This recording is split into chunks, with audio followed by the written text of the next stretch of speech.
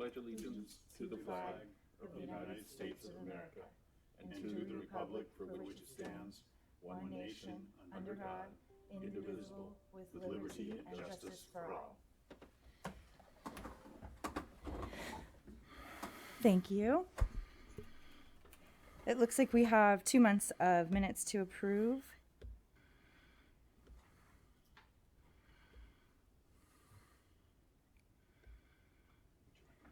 Yeah. Can we approve them as one? Great. I'll make a motion to approve the minutes of March 14th and April 11th, 2022. I'll second that.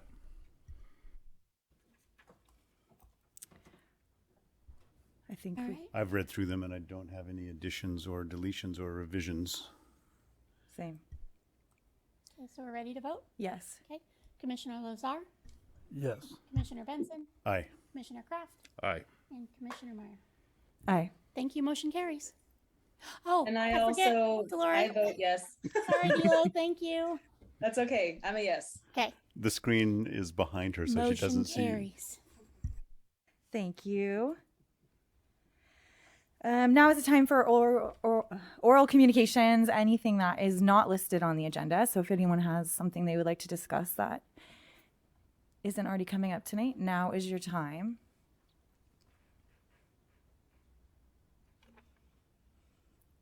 I think that was an appropriate beat. So we'll move on to public hearings. We have a continued public hearing, and this is E1, the appeal of the Norsey Commercial Remodel and Addition. Apologies if I butchered your name. Wait, I'm going to share my screen. Let's see. Wait. Let's share screen one.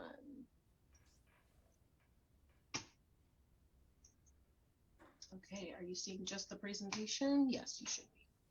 Okay, good evening, commissioners. Caitlin Castellan, senior planner, going to be presenting this project for the Caitlin, excuse me. Yes. We're seeing your notes. Oh, you are seeing my notes. Okay. That's what I thought, maybe. I have notes. Let's try this again. Is that better? Yes, thank you. Thank you.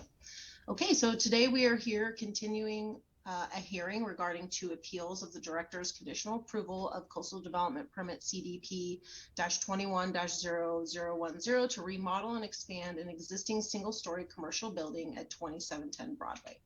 So briefly, I'll go over the project again real quick. So the project site is located on the west side of Broadway and is surrounded by Broadway to the east, In-N-Out to the north, a parking lot to the west associated with the Carrington Company's multi-tenant commercial development behind In-N-Out, and a vacant commercial structure to the south that was previously home to Mr. Fish Seafood. The project approved by the director includes adding 1,062 square feet of floor area to the existing building, increasing the number of commercial tenants from 1 to 2. The project also includes new landscape planters, 12 parking spaces, an accessible path of travel for pedestrians at the front of the building with a ramp to the existing sidewalk, and a bicycle hitch for short-term parking. So the project approved by the director also includes new facades for the exterior of the building. Here we see how the east side of the building facing Broadway will look with the improvements and how it looks now. So the project is in the CS Service Commercial Zone District and is located within a developed strip of commercial properties, Zone CS, that run along the western side of Broadway and southern Eureka. The project site is located in the coastal zone and a coastal development permit is required. The project was approved by the acting director of development services on February 25th of this year, subject to 10 conditions. 2 appeals of the approval were filed, and the Planning Commission opened a hearing on the appeals at their April 11th meeting and then voted to continue the hearing to the May 9th meeting with a request for additional information regarding the topics of the appeals. One topic of the appeal is stormwater management. Stormwater on the project site currently flows to the northwest. The approved project will add 748 square feet of landscape area and all rainwater falling on the roof will be directed into proposed landscaping at the rear of the property, improving on-site retention of stormwater runoff. Condition 6 of the director's approval requires the applicant to install stormwater management features consistent with the city's Phase 2 MS4 stormwater permit and with required inspection by Public Works Engineering. For these reasons, staff believes the project as conditioned adequately addresses stormwater management consistent with the policies of the local coastal program. So an appeal was filed by the owners of the property directly to the south of the project site, the former location of Mr. Fish Seafood. According to the appellant, runoff from the highway drains onto the Mr. Fish property, and some of this highway runoff is currently able to drain onto the project site through small cutouts in a berm separating the properties. The appellant is concerned the proposed project will prevent runoff from flowing onto the project site in the future, resulting in increased runoff directed between the Mr. Fish building and the project building, the little white arrow up in the top left of the photo. The Planning Commission did ask if the project could address the neighbor's runoff. So staff visited the site in the rain and believes recent installation of sidewalk improvements by Caltrans has altered the site conditions, adding a lip and slope to the driveways, making it more difficult for runoff to enter the Mr. Fish property, as you can see from the little orange arrows on the left picture. This means that only a very small amount of runoff may be passing through the berm cutouts into the project site, and only during very large rain event, as you can see the little white arrows on the picture to your right. Staff also believes it would be difficult for the applicant to accommodate the neighbor's stormwater runoff without redesigning their project. If Caltrans is not amenable to allowing stormwater management facilities in their right-of-way, it would require conveying the Mr. Fish runoff through the approximately 1 foot 10-inch wide space between the proposed expanded building footprint and the Caltrans right-of-way, as seen in blue, or installing a drainage system between the subject property and the Mr. Fish property, as you see the other blue arrow. There is between 0 and 2.5 feet of space between the project building and the project line, meaning the drainage system would at least be in part on the Mr. Fish property. This would mean we would be requiring the applicant to construct and maintain a drainage system on the neighbor's property to address the neighbor's stormwater, and planning staff does not believe this is appropriate. The neighbor's property has 2 driveways. If the northern driveway were removed and replaced with curb and sidewalk, that would also address any highway stormwater runoff issues that exist. Removing the northern driveway is an idea that's been put forth by Caltrans in discussions about safety improvement alternatives for this stretch of Broadway. No, I just clicked OK. So a second topic of appeal is the recently installed 6-foot wide sidewalk in the Caltrans right-of-way in front of the project site.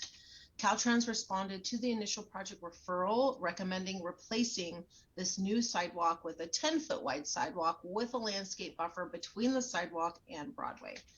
Planning Commission requested a cost estimate for the sidewalk improvements as recommended by Caltrans. The applicant responded in a letter stating that improving the sidewalk would not be financially feasible. So Eureka Municipal Code Section 98.32 specifies when sidewalk improvements are required by the city. Building alterations costing over $11,000 like this project would trigger sidewalk improvements on the street adjoining the property unless the sidewalk already exists to city standards and is in good repair.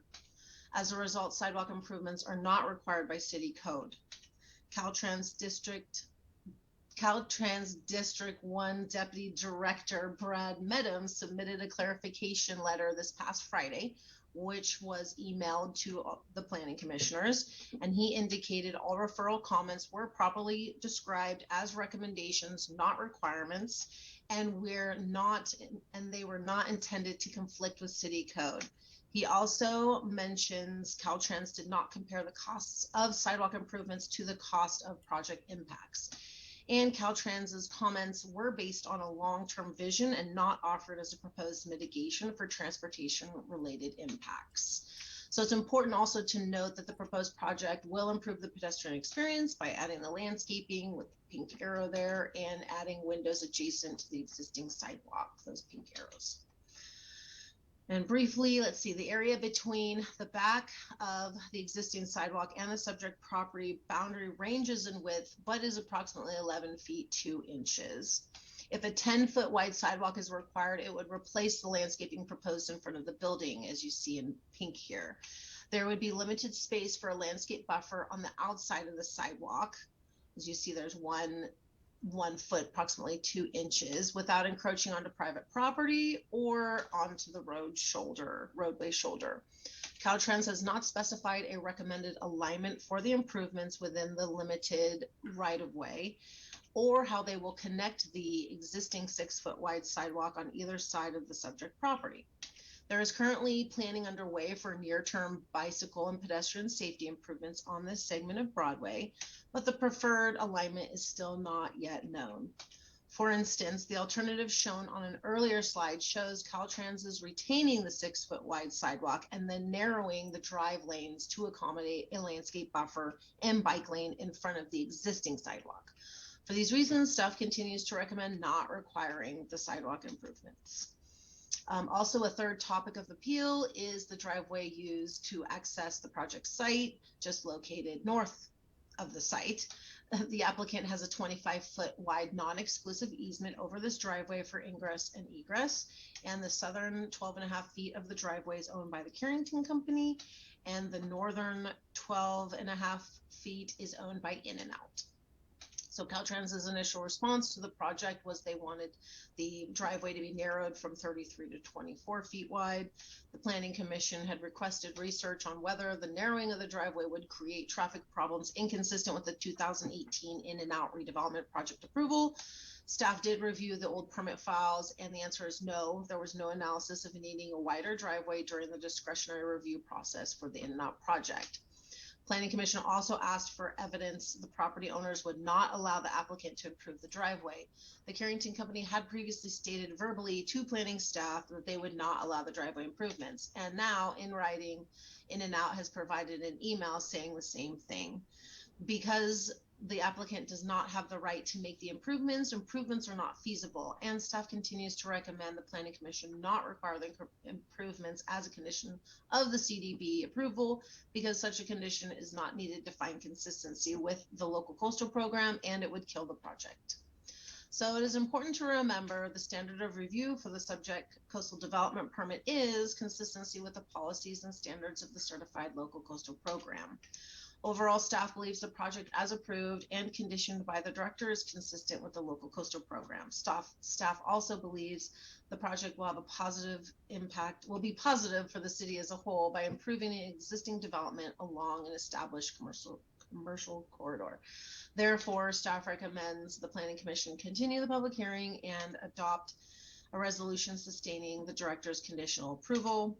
Here's a suggested motion, and myself and principal planners Kristen Getz and Kristen Kenyon are available for questions. The applicant, Mr. Norzi, and the applicant's agent, Devin Medron, as well as I believe the applicant, who's also the property owner, the Omid from Navi Construction are here too on the Zoom call for questions, and I'll stop sharing for discussion. Thank you. Thank you.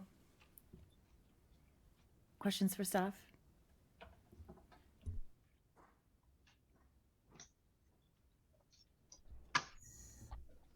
I just have one quick one.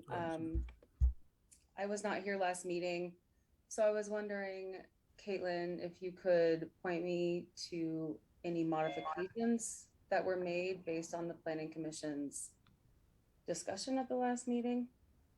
There were no modifications made based on the, so to briefly state what was requested, the Planning Commission had requested the condition of approval for the stormwater be amended to address the neighbor's stormwater runoff.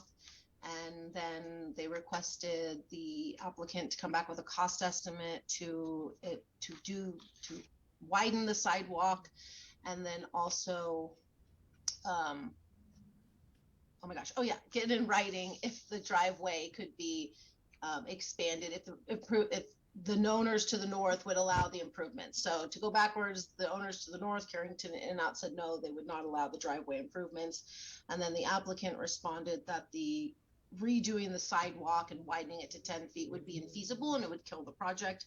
And then as we outlined in the presentation in the staff report, that it doesn't appear to be appropriate to address the neighbor's stormwater runoff in this project because it's originating from the neighbors and it would require them to redesign the entire project to address the neighbors' runoff issues.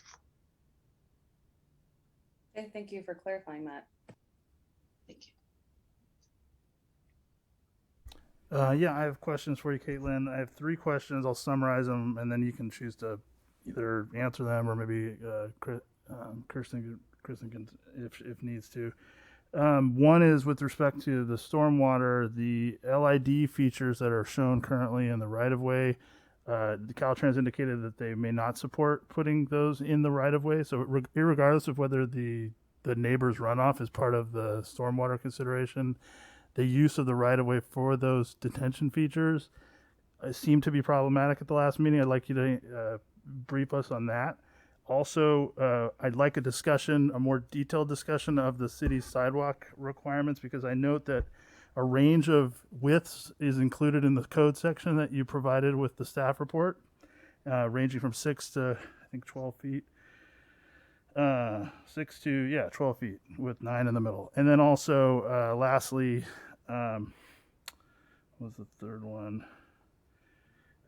I guess I had a question about the relationship between the driveway width, given that the driveway width is set partly within the Caltrans right-of-way, so the width of it could be adjusted without actually involving use of the Carrington property. I don't think that's realistic, but it does underscore that ultimately, should the Broadway-related kind of multimodal improvements be pursued and implemented in the future, that could still be revisited and narrowed with Caltrans, I think, with Caltrans direction and if should they choose to do that. I think that's right, but I want to see if that's a correct understanding. So I guess those are my 3 questions I'd like you to discuss. Yeah. So I guess I'll go backwards. So yes, you are totally correct on that Caltrans does have the ability in the future to narrow that driveway in the Caltrans right of way without affecting the private property.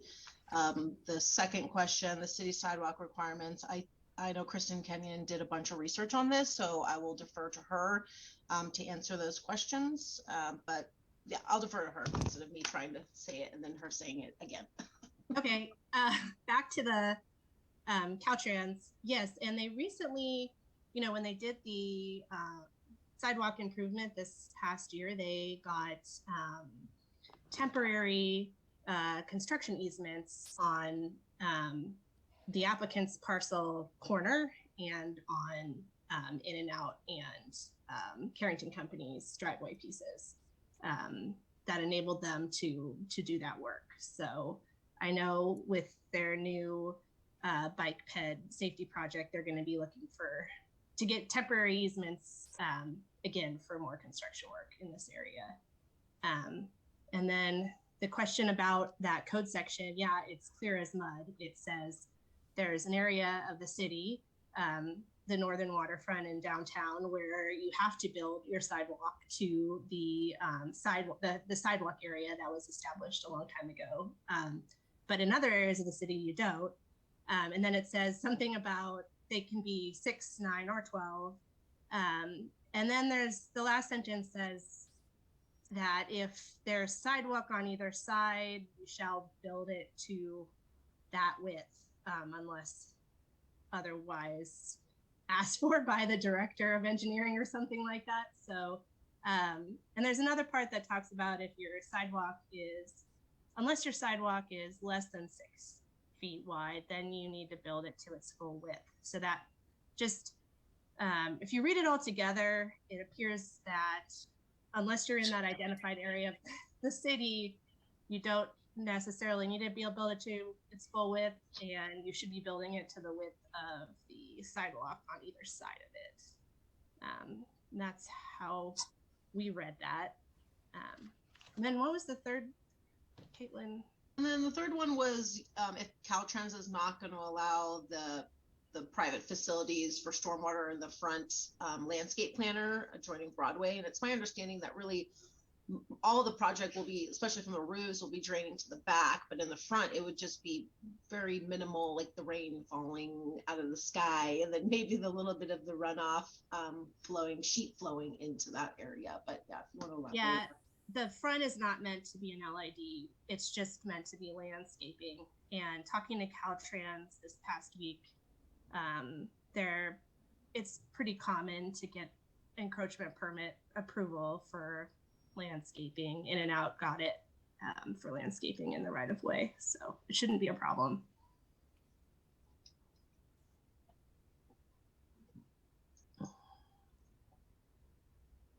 I guess one other thing is, so I want to make sure I understood what I was presented earlier. Thank you for answering those questions. What I got from your presentation, Caitlin, was that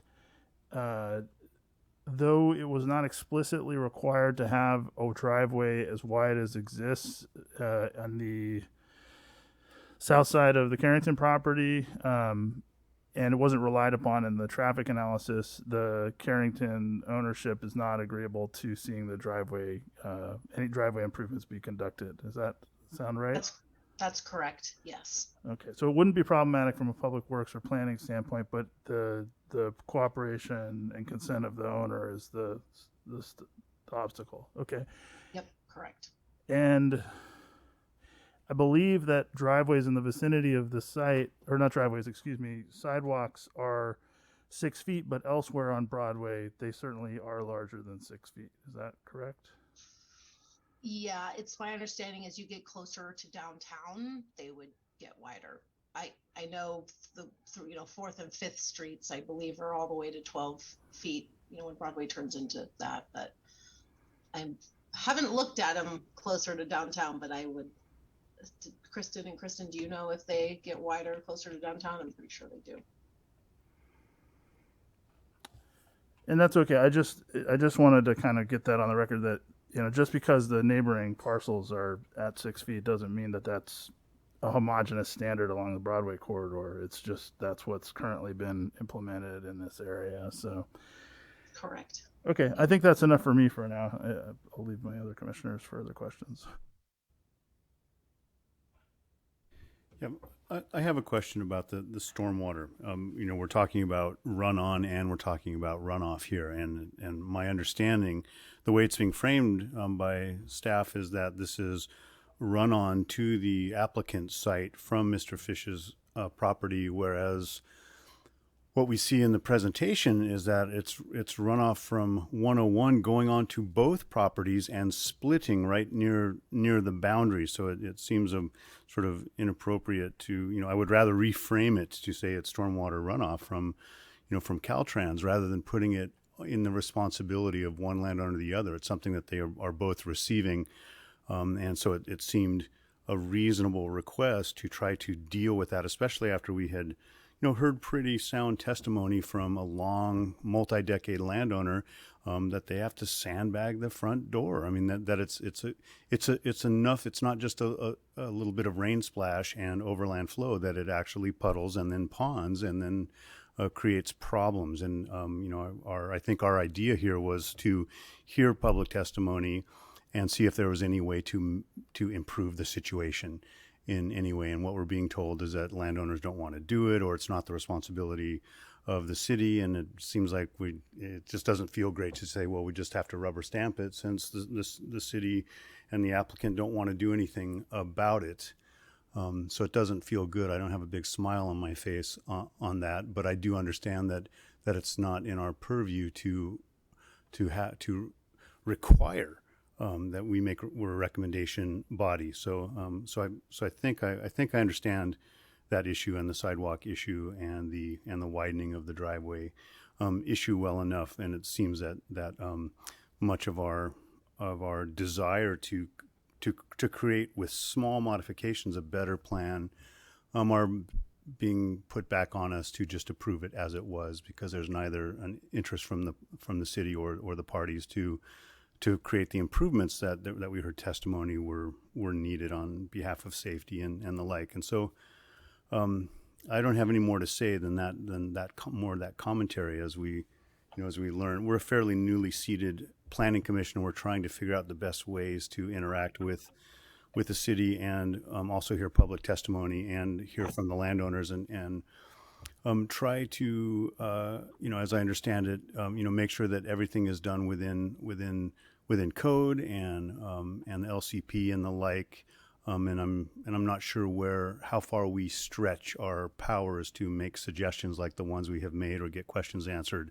Doesn't seem like even all of our questions were answered, like a cost estimate and all that. And so there's a learning curve going on here. I think for me and probably for my other commissioners about how far to push to make things better when there's something that's workable being proposed. And so forgive us if we push back. We think it's our job, but we definitely appreciate the work that staff has done to look at these considerations that we had last time. Thank you.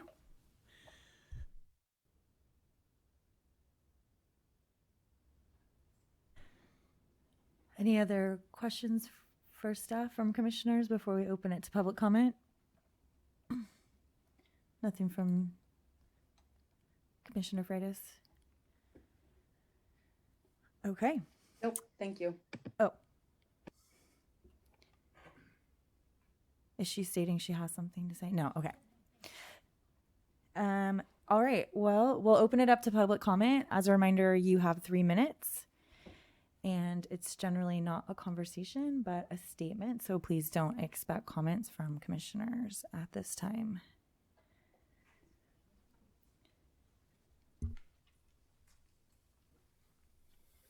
Appreciate your time, JB Mathers, citizen of Eureka, and I also represented Mr. Norza when he purchased this property from Randy Cook many, many years ago as part of the larger truck stop, and the rest has been developed by Carrington Company and In-N-Out. They've done a great job with it.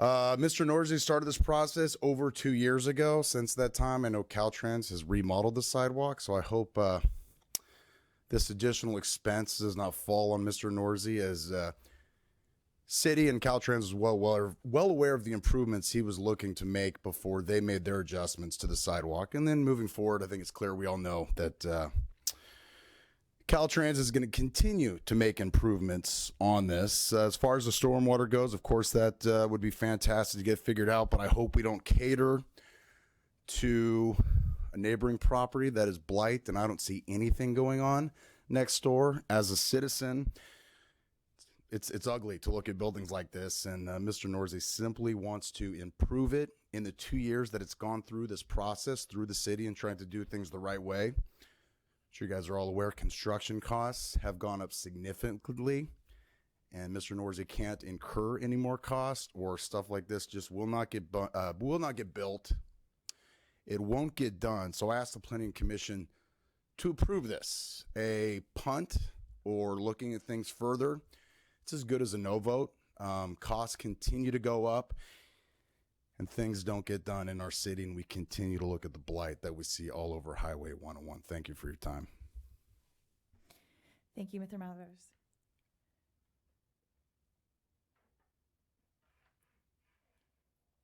Anyone else in the audience here?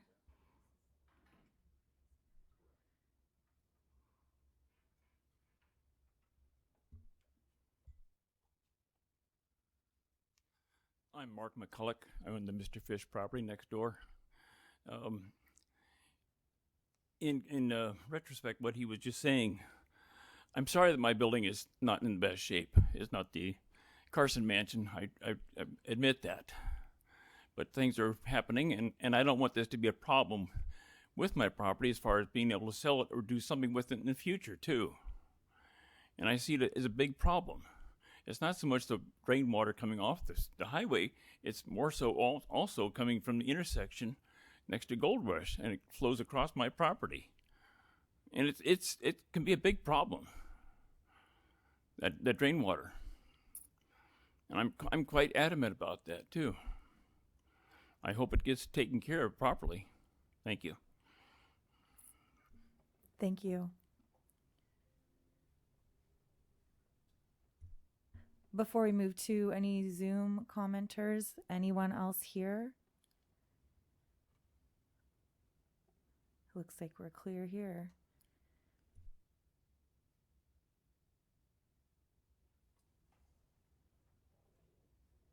Do I need to call on these people? Not too sure how. Oh, we're going with the hand raises?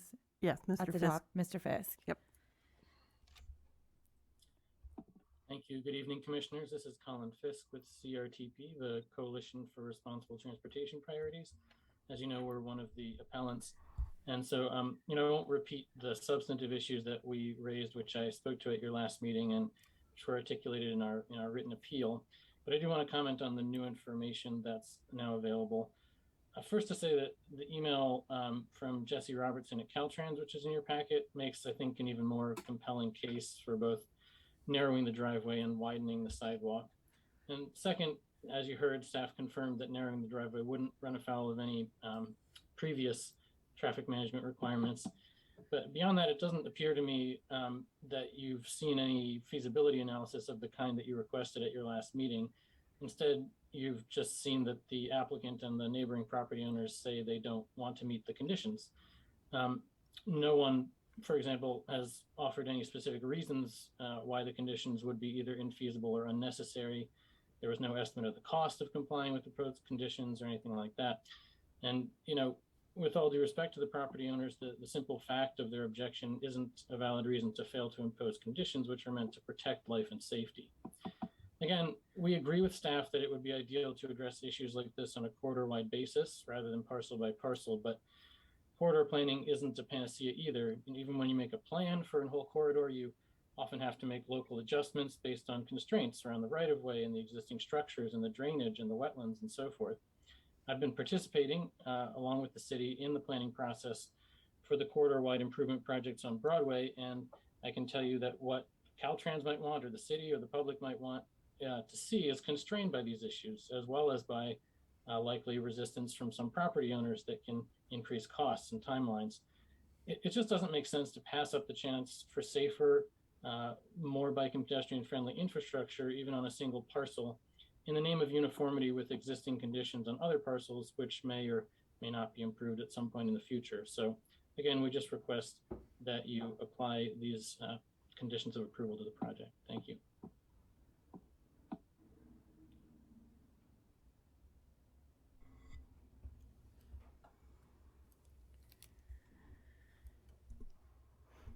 I think the property owner might want to speak. Rativ, do you want to?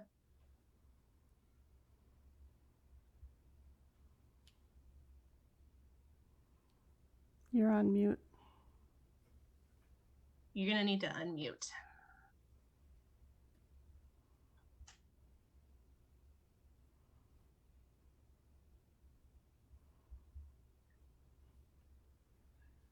It should be at the bottom left corner of your Zoom screen.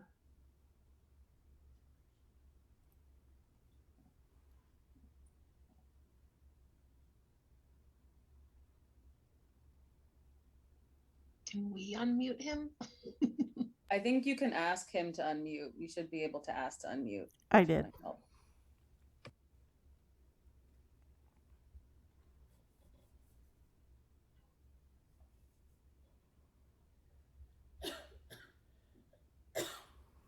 Still muted.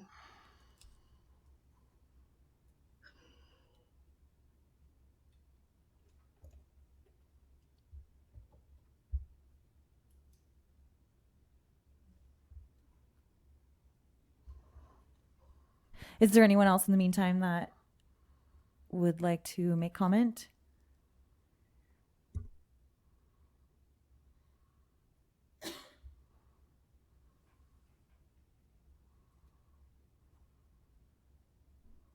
I'm not seeing any hands up. I don't see any. Although I don't know how to raise a hand in a Zoom, so I understand the frustrations.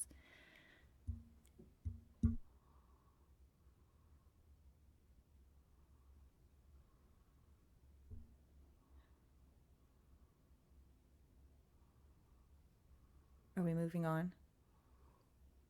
I don't know. Can you send him a message? I'm looking for the unmute on the phone.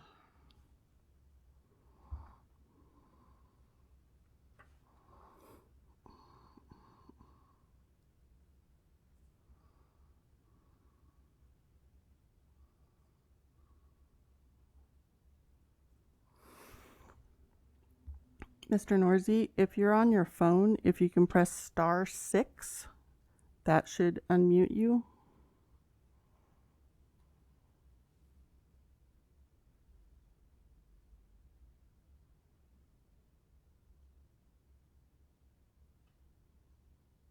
We've lost his video, so I don't know if he's gonna speak.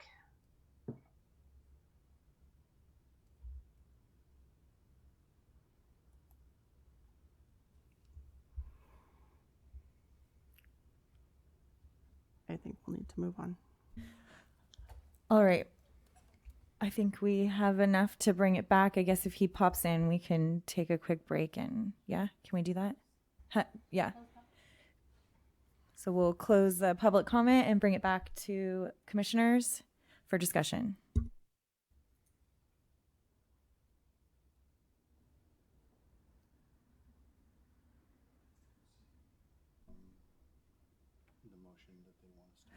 Oh, yeah. Can you bring up the motion onto your screen? Sure. Screen share. It's just keep it like this.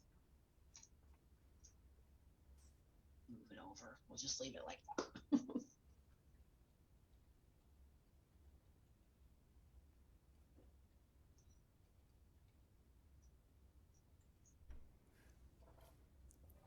Since it's unfair for us to sit on this project, I'm going to make the motion for the purposes of conversation so that there's movement tonight. I move the Planning Commission adopt a resolution to sustain the Development Services Director's conditional approval of the coastal development permit at 2710 Broadway. I'll second the motion.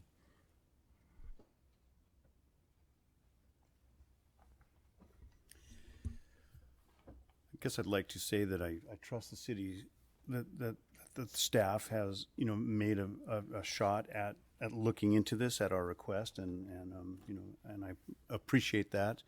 I also hear Mr. Fisk, also that, we get these opportunities to make better projects and have influence on that, and that's part of our responsibility. And so I hate to see the doors close in a preliminary way before those options are explored and that there should be I want to live in a world where there's good faith that people are willing to look at those options. Sometimes in order to go fast, we have to go slow. If we vote this down tonight, it's certainly not going to improve things, and we'll have to go back and see what the cost estimate might be to widen the sidewalk and all that. So, sometimes I think just digging the heels in is not, always the way to move forward. It seems like it's a slowdown, but it actually can slow things down even longer. I'm interested in moving this forward one way or the other in a really definitive way tonight. And I just want to hear from other commissioners before I decide which way that is going to go.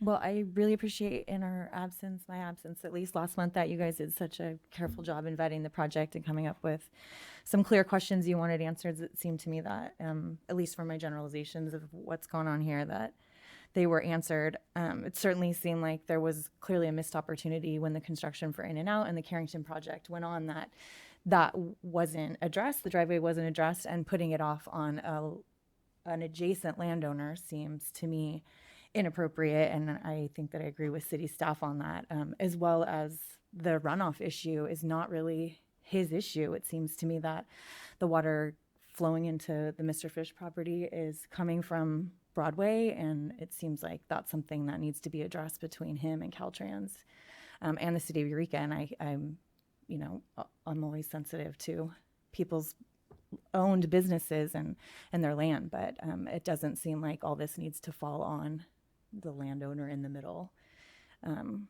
So I'd like to see this project go forward. It seems like it's been about time to continue kind of the revitalization of that section. And yeah, just passing the buck. It seems like everyone's doing a little bit of this, and it's getting just put on maybe the wrong individual in the middle there, literally and figuratively.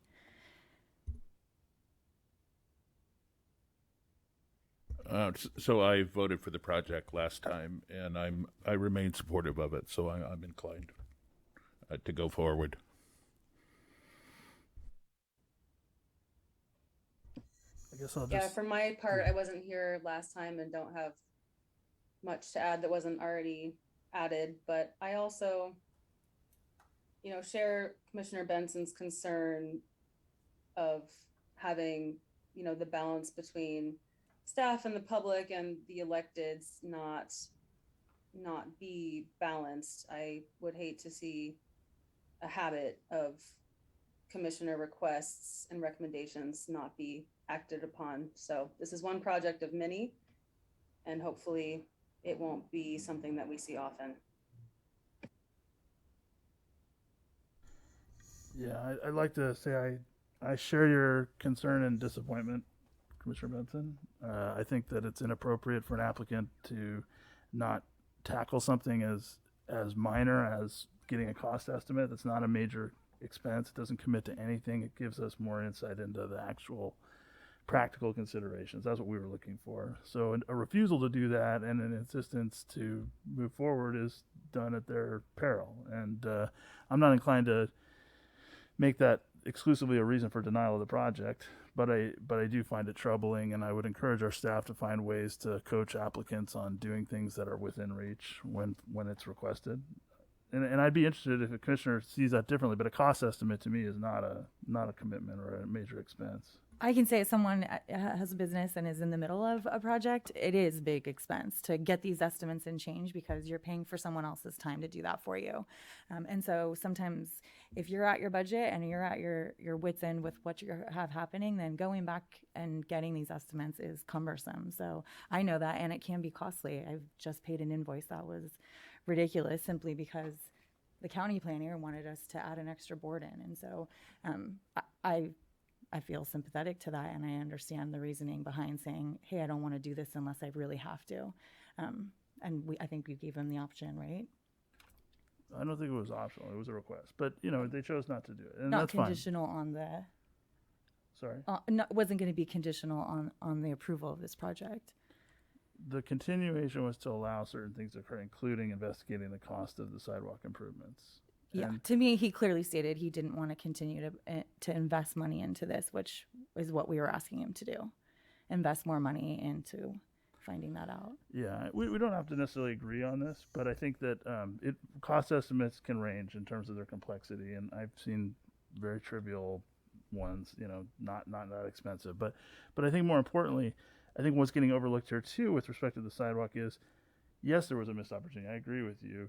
The sidewalk was completed in the last 2 years, and at that time, had there been closer coordination between Caltrans and the city and the property owner, some of this could have been done in a way that would have set the table for the end game that Caltrans is requesting, a 10-foot sidewalk. That didn't happen for whatever reason. I would say it's on staff to kind of think about what the fatal flaw was in terms of that missed opportunity and try to avoid it the next time around. And maybe there was no way to avoid it, but if there was, that's a good takeaway. Also, it means that improvements were done by Caltrans with no expense to the applicant. So that's 6 feet of sidewalk that isn't going to need to be removed. There is work to be done on the retaining wall to extend it out, but that to me is not the same as requiring someone to do a 10-foot sidewalk in virgin land that everybody else only had to do 6 feet. It's like the first 6 was taken care of by Caltrans. The next 4 is your obligation. That's the way I'm looking at it. I could be, naive in that regard, but that's part of why I didn't feel as uncomfortable asking for more, because really, if you think about it, he's really only having to do a 4-foot sidewalk plus the logistics of translating the current design to a larger one. But we're not going to get that from this project. So the other part, I think Mr. Fisk is right. We provided no evidence, so we don't have anything to support, why it's not feasible to do the thing other than that we have to take the word of the property owner and the applicant, the project proponent. So if that's the way this plays out every time, that would be unfortunate. Hopefully that won't be the case. And I do feel like Caltrans bears some of the responsibility here because of the sort of short-sightedness, and they set the stage with the in and out and the setting the requirements at that time. So, we can't continue to kind of single out individual projects when we don't have a consistent standard being applied to the corridor. And that's where that tension I see happening lies. As far as the stormwater runoff, I think the applicant is not dealing with that to their own peril. And it's not for me to decide. I'm not an engineer. I'm not going to say what that would do. But the stormwater is not going to stop happening. It's just going to be building up on the backside of a building, as far as I can tell, instead of actually being dealt with in some way. But we're not getting that as well. And then lastly, I think, it really does underscore the importance or the need for a more comprehensive corridor-wide improvement plan.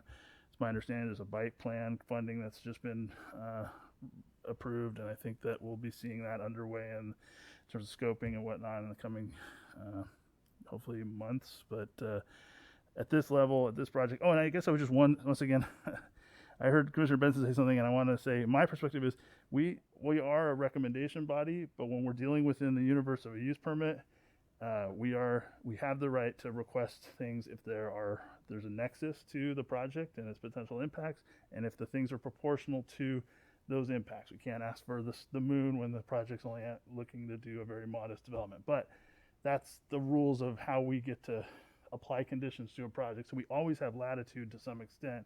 It's just choosing to use that responsibly and judiciously. And given what we've heard tonight from staff, I appreciate their efforts. I don't want to badmouth them. I think they did a good job of trying to deal with the situation that we carried on from the last meeting. I don't have any regrets about continuing it to allow that investigation. And oftentimes an applicant will say, I've been working on this for 2 years. Well, we saw it last month, so, I get the 2-year thing, and I know time is money, but when you get to the 11th hour and you don't do that last little bit to try to ensure the best potential project, that's where, you can really lose things. So I'm prepared to vote, but I did want to empathize with your comments, Craig, and hopefully next time more of this will be forecast before the project appears before us. Can I just clarify something that you said? Are you saying that what you would like to see is 4 feet added onto the sidewalk rather than, say, the landscaping that's there? Yeah. But no, not rather than, in addition. They're expecting that they get to put the landscaping in the right of way. Commissioner Lazar, we can't hear you. I'm sorry. I thought I hit the button. I guess I didn't. The project design relies upon using the right of way for landscaping, not enlarging the sidewalk, and using that area for circulation related improvements. So given that they're contingent on those two things, and if we don't ask for anything beyond that, then yeah, this works. But if we say widen the sidewalk, put your landscaping, somewhere else, then it might change the design of the site plan. It wouldn't change the design of the building, but it would change potentially the parking and things of that nature. But I'm not asking for them to rebuild a 10-foot sidewalk. I think there's a way to adapt what's there to widen it. Is that hard to imagine? No. Okay. No. I just wasn't clear before you made that statement. So I thank you for clarifying. Yeah. And I would maybe agree with you there, because you are going to spend money on landscaping and these things. And so was that exactly what you asked him the last meeting? That's what I was expecting to see, an estimate for some type of translating the 6-foot sidewalk that exists to a 10-foot wide sidewalk. The cost difference between landscaping and concreting. Well, just the cost of that, because the landscaping to me that's their choice, not our requirement.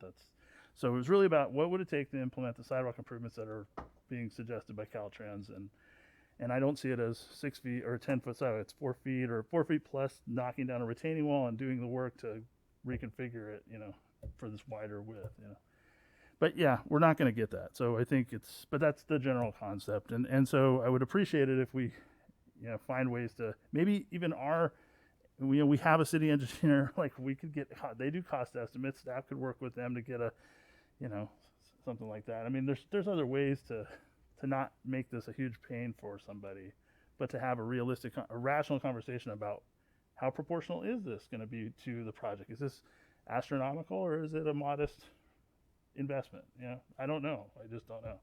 And we've certainly made motions and then included some suggested information from time to time. And so it could be something that we just add in as, I don't know if that helps. I guess we could make it as part of the condition to the process. Could I say something really quick? Yes. Sorry.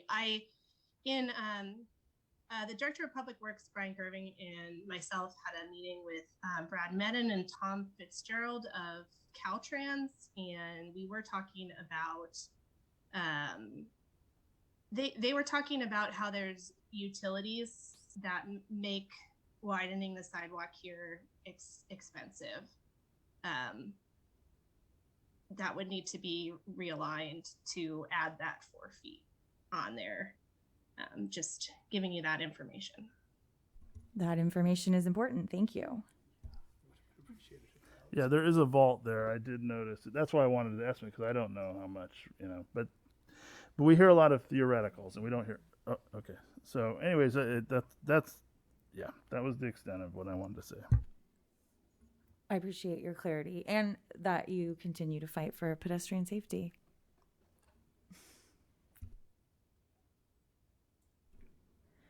Anything else? Looks like the applicant's agent may have his hands raised.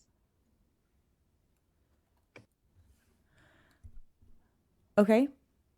Is that Devin Medred? If you've already closed the public hearing, then if you have a question for him, you could ask him. Okay. Can the question be, what is it you would like to say? Do I need to be more specific? Does that work? Okay, great. We're going to give you just a couple minutes. Okay. Can you hear me? Yes. Okay. Sorry. I know I had my time to talk before, but I didn't feel the severity of emotion regarding the sidewalk until now. Everybody knows how I feel about that sidewalk and how it was improved by Caltrans this year. And I started this project before they started construction, and I worked with Caltrans to design the frontage of that building, worked with their landscape architect and their engineer to make sure that what we were doing jived with what they were doing.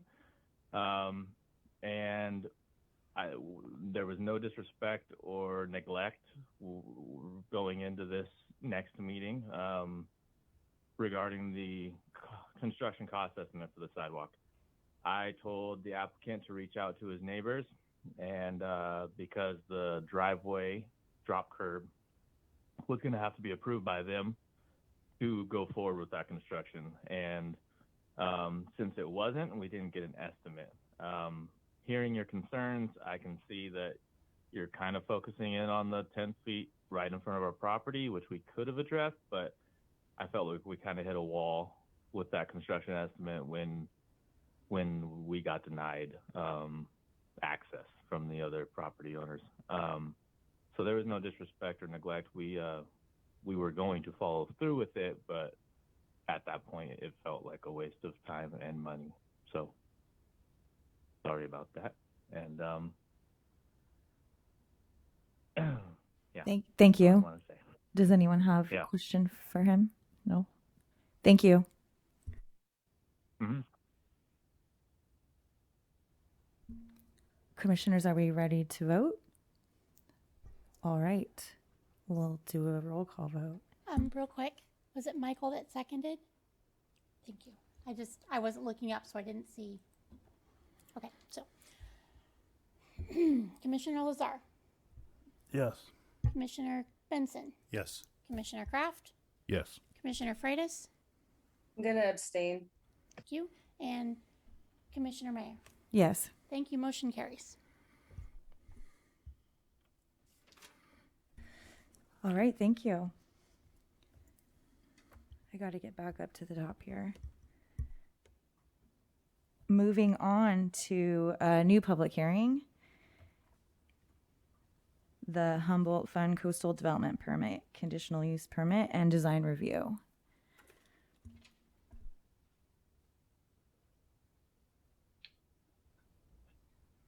Good evening. I'm gonna open my presentation if you give me just a second.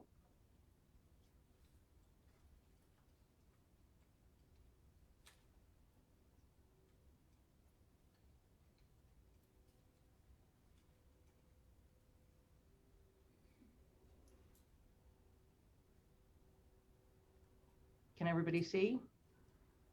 Yes, thank you. Okay. Good evening, Commissioners. Before you this evening is a coastal development permit, conditional use permit, and design review for 2 drive-through restaurants. Before we get started, I'd like to mention that there was an error in the public hearing notice section of the staff report that stated notification was made on or before May 28th, when it should have stated on or before April 29th.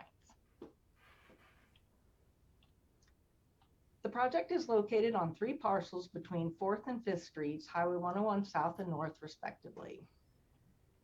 Some of the surrounding uses are hotels, drive-through restaurants, a coffee shop, a drive-through coffee shop, and a gas station. The applicant proposes to redevelop the site with 2 drive-through restaurants. The project has a land use designation of General Service Commercial, GCS, and is in the CS Service Commercial Zone District. Drive-through restaurants are a conditional use in the CS Zone District, and a conditional use permit, CUP, is required. The project is located in the coastal zone, and projects in the coastal zone requiring a use permit also require a coastal development permit. Design review, including a sign permit, is also required.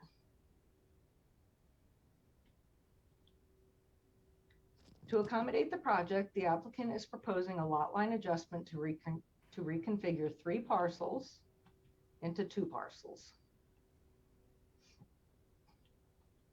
The newly created parcel 1 will be approximately 15,600 square feet or 0.36 acres and is currently proposed to be redeveloped with a Starbucks. The newly created parcel 2 will be approximately 14,400 square feet, 0.33 acres, and be redeveloped with a yet to be determined drive-through restaurant. The lot line adjustment is being reviewed separately for consistency with the State Subdivision Map Act, and a separate director level decision will occur after the Planning Commission decision on the overall proposed project. At this time, each parcel contains a restaurant. 1904 4th Street is a drive-through Subway sandwich shop. 1905 5th Street was formerly Sizzler. And 1917 5th Street is Annie's Cambodian. All 3 restaurants will be demolished prior to construction. Annie's Cambodian has submitted building plans for a new location in Henderson Center, and an application for a new Subway has been submitted for 2411 Broadway. The redevelopment project is exempt from CEQA in accordance with Section 15332, Class 32 infill development projects, and the demolition of the 3 structures can be included under the exemption if the structures are not of architectural or historic significance. An architectural and historical resources report was prepared by a cultural resources consultant in August 2021, and the report did not find the 3 structures to be of architectural or historic significance. The proposed drive-through on the 4th Street side will be approximately 1,000 square foot restaurant currently proposed for Starbucks, including parking, landscaping, lighting, and signage. There is no proposed interior access to the Starbucks for customers, only drive-through or walk-up windows. On the 5th Street side, there will be an approximately 1,875 square foot, yet to be determined drive-through restaurant, including parking, landscaping, and lighting. The proposed site plan, which was shown in the staff report as Figure 2, shows an access easement and a parking space reserved for use by the adjoining property to the east. At this time, the Planning Commission is only considering design review for resultant parcel 1, or the Starbucks parcel, and associated signage. The applicant will be required to return to the Planning Commission to modify the design review permit for the building on parcel 2 and any additional proposed signs once the tenant is selected and their exterior architectural design is complete. The queuing for both drive-throughs will be via an easement off of U Street or via T Street, and patrons will exit the drive-throughs via T Street or 5th Street, Highway 101 North. The applicant is no longer proposing that the easement be used as a one-way, double-lane entrance. Ingress and egress to the parking lots will occur via T Street and egress only via 5th Street. There will be no ingress or egress from 4th Street, Highway 101 South. The project was reviewed and approved by Caltrans and Public Works Engineering, and Caltrans comments regarding ingress and egress have been incorporated into the site plan. As previously discussed, the Planning Commission is only considering design review for resultant Parcel 1. Although the CS zone district has no minimum front, side, or rear yard setback requirements, the design provides ample space between the restaurants and property lines. There is a maximum height limit of 55 feet, and the proposed building height is 18 feet. The maximum floor area ratio, or FAR, is 120%, and the proposed FAR for the site is 6.4%. 5 off-street parking spaces are required for Starbucks, and 9 spaces are provided, including 1 accessible parking space. Here is the south-facing elevation, which fronts the parking lot with the walk-up window. The exterior of the upper portion of the building is fine sand finished stucco in the typical Starbucks color of Sherwin-Williams gray heron, it's a grayish tan color. The bottom portion of the building is finished in brick in a midnight color. The overhang, window trim, and other metal features are Sherwin-Williams iron ore, and the exterior wood component is a manufactured product in a vintage wood bark color. Here's the north elevation, which faces 4th Street. The west elevation faces T Street and has the drive-up window, and the east elevation is adjacent to the drive-through entrance, parallel to U Street, and has the employee entrance.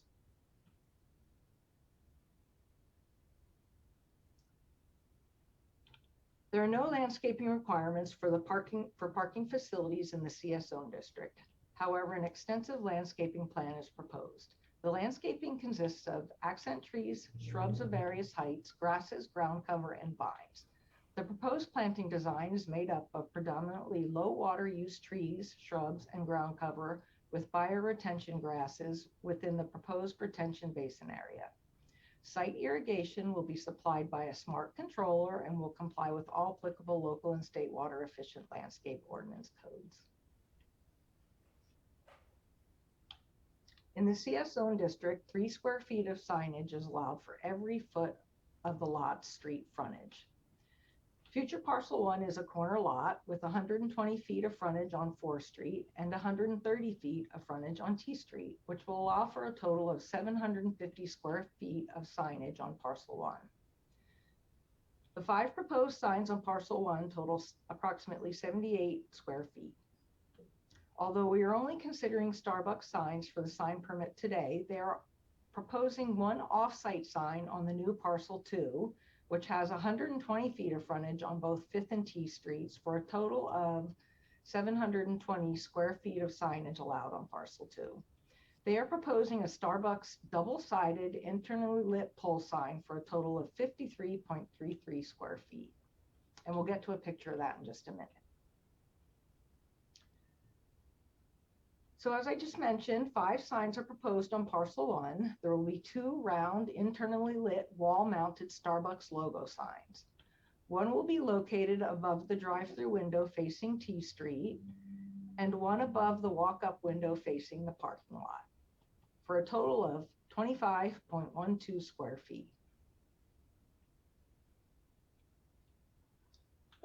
There will be an internally lit cabinet sign with green channel lettering reading Starbucks located on the north or the 4th Street side of the building wall, totaling 21.75 square feet, and 2 internally lit double-sided drive-through directional pole signs with the Starbucks logo that will be located on either side of the drive-through entrance with a total of 31.96 square feet for both signs. The applicant is also proposing a yet-to-be-designed monument sign to be located on future parcel 1 at the corner of 4th and T Streets. The proposed off-site Starbucks double-sided internally lit pole sign totals 53.33 square feet. The applicant is also planning on adding signage for the second tenant on the pole sign. The applicant anticipates that the second tenant sign, which is not covered under the current design review application, will be 106.66 square feet for a total of 160 square feet of pole signage. For all future signs for parcel 2 and the proposed monument sign on parcel 1, the applicant is required to return to the Planning Commission to modify the design review permit in order to receive approval of the signs. Recommendation today is hold a public hearing and adopt a resolution approving with conditions the coastal development permit, conditional use permit, and design review with sign permit, and the suggested motion. Myself, Principal Planner Getz, and Principal Planner Kenyon are here to answer your questions, and I believe that the applicant is in the audience. Thank you for your presentation. I will bring it back to commissioners for questions. Ms. Savage, I have a couple of questions that have to do with the driveway easement. So first, you said something that I want to make sure I understand. Are you saying the applicant is no longer planning to use that easement, or did you say something a little different than that? The applicant is no longer planning to use it as a double lane, one-way only entrance into the drive-through. He's just going to use it like anybody else would, for, ingress or egress to and from the parcels. So to your knowledge, does that address the concern that was raised by the neighboring property owner? I believe it does. As far as we know, it does, yes. Okay. Yes. And then continuing on that note, and I sent an email to city staff today asking this question, but to bring it out for the rest of the commission, I asked whether our city attorney had weighed in on whether the historical usage of that as a two-way was binding on anything. Ms. Getz, would you summarize your understanding of what the city attorney had to say? The city attorney had no concerns with the planning commission if they chose to take action this evening, and indicated that it was actually a civil matter between the property owner and the adjoining property owner. Okay, so that's a super narrow technical question, but that was what was tickling in my brain. Thank you. That was tickling in my brain as well, so thank you for tackling that and getting ahead of it before the meeting.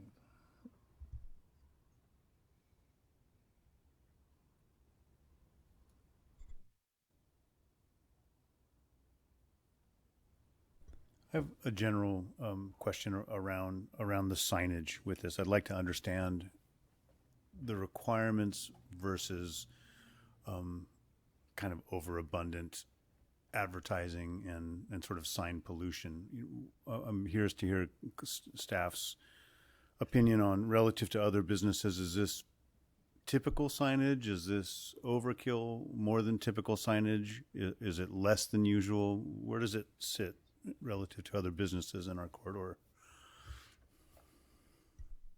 I really can't answer specifically to other businesses, but it's within their allowed amount, and it seems reasonable.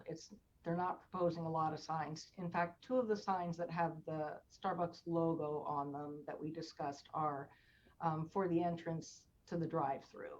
And normally they wouldn't count, but they have the logo on them, so they count. Thank you.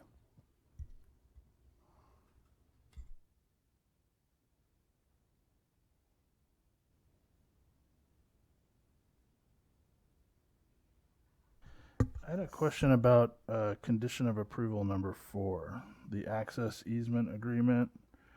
It may be a moot point, but I guess is that customary that we would condition? So I'll just state it for folks in the audience as well.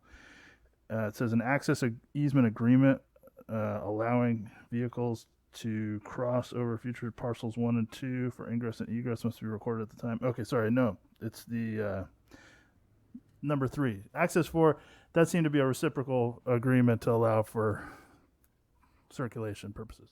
Excuse me. Number 3. The U Street easement. Prior to issuance of building permits for the construction of either of the drive-through developments, the applicant shall provide evidence to Development Services Planning demonstrating the right to use the easement on U Street for drive-through queuing as proposed. That to me was a red flag that we had something that was hanging out there that we weren't confident in at the time of the hearing, or at least at the staff report's preparation, and we're going to defer getting to the bottom of it until after we've taken action. And I'm concerned about that process, but I do understand the necessity for things like this at times, but I want to know whether this is unusual or customary, I guess would be my question. Kristen Getz, would you like to take that, or would you like me to? Why don't you? Okay, so actually, could you state your question again specifically? I want to know whether the application of a condition, as is the case here, number 3, is a customary thing to do when it comes to easements, or whether this is something unique to this project or unusual. So there were a couple things initially. We had read through all the documents and, felt to the best of our ability that they did have the use of the access easement. However, like Kristen Getz has stated, if there is a dispute between them and the adjacent property owners, it would be a civil matter.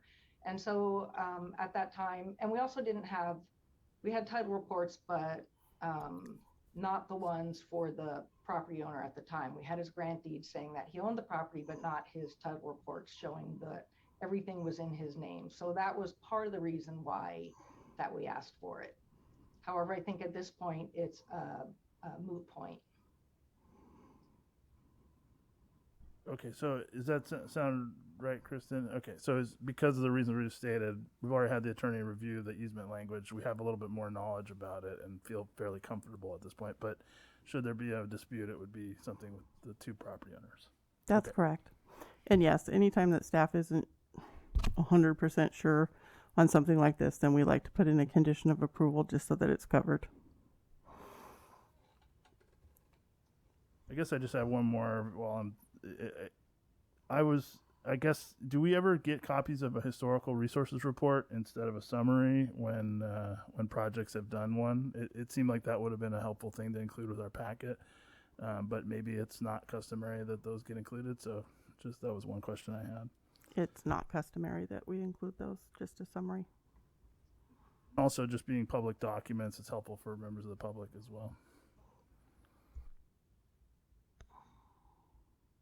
I have another question, just being sensitized to sidewalk widths and opportunities, and this being 3 parcels. Could you just tell us a little bit more about the current width of the sidewalks, whether they will be altered in any way on any future project that's connected with this, so meaning parcel 3 as well? There are no no changes to the sidewalks proposed for the future. And what's the width of the sidewalks right now? I'm not sure.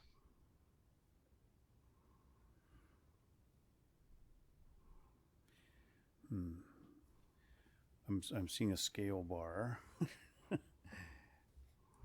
and a plan. 1 inch equals 16 feet. Do we have the designer or the applicant here in order to answer that question?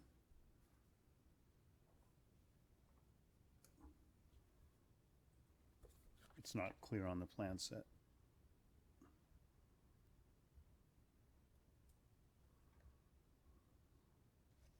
Although it's not clear, I would say that the sidewalk area on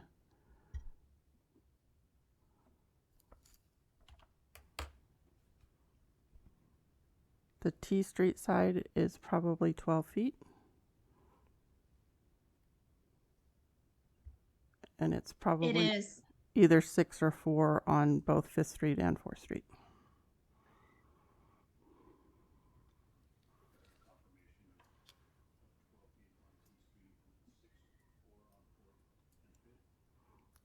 I was saying it was probably either 4 feet wide or 6 feet wide on 4th and 5th Streets.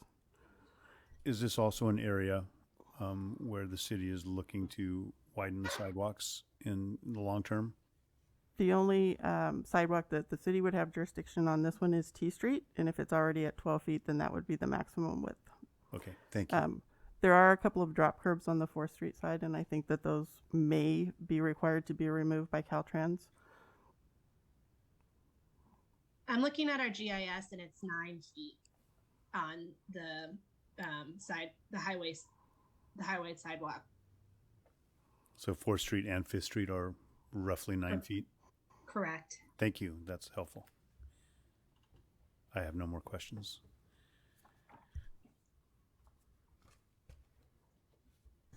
Okay, this is my last question, I promise. The traffic calculations, I apologize if I missed it in the presentation or in the staff report, but I guess I'd be interested in, was a traffic study done for this project, and has Public Works reviewed or performed any peer review to ensure there wouldn't be any queuing or circulation issues on adjacent public rights of way? I don't believe there was a traffic study done. However, as I discussed in the slide presentation, Caltrans and Public Works Engineering both reviewed the plan, and all their comments were included in the layout for the site plan. Right, and they didn't raise any concerns about those issues in their comments? Like, Well, their comments, I believe, led us to the utilization of the right-of-way from U Street. Right. And also the egress only onto 5th Street and no egress onto 4th Street. Okay, so I'm going to take a stab at sort of synthesizing all this to say, if there were concerns about traffic-related impacts, given the design of the project and the review by Caltrans and Public Works, it's believed that the design accounts for any potential impacts and will avoid it? That's correct. Yes. Okay.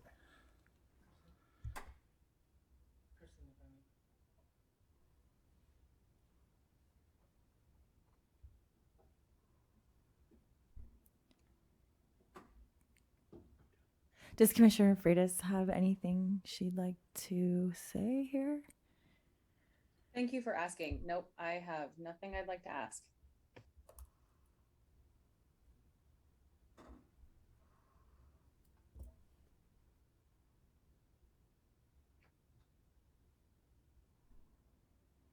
Commissioner Benson? Yeah, I'm thinking how to phrase this question. Okay. It's a lot like the question I asked the mayor about cannabis, and how many dispensaries will we have in the community, and is there any notion of what is the right amount? And I have the same question about chain restaurants in general, and I don't know if I have never seen in a city plan any kind of a quota or a limit in having these kinds of restaurants, and especially if they're replacing non-chain restaurants like Annie's Cambodian, and I just want to have a long-term perspective as a planning commissioner on how far do we go. I've seen this planning commission over the last 5 years approve a lot of chain restaurants, and I'm just wondering what kind of guidance or standards there might be that I haven't yet picked up in any of our visioning documents, the city's visioning documents, and so I guess this is getting around to a question perhaps for Principal Planner Getz. Does any such thing exist? Is there an end to where we say no to chain restaurants in the city of Eureka? Currently, there are no limitations on the number of chain restaurants, or they're also known as formula restaurants, nor are there any limitations on the number of drive-through restaurants that are currently allowed. However, the City Council has asked staff to prepare a presentation for them to provide additional information. At some point in time, they may choose to regulate or limit the number of formula restaurants or the number of drive-throughs or some other manner of limitation, or they may choose to just let it go ahead and go without a cap. But at this point in time, there is no cap. Great, that's good to know.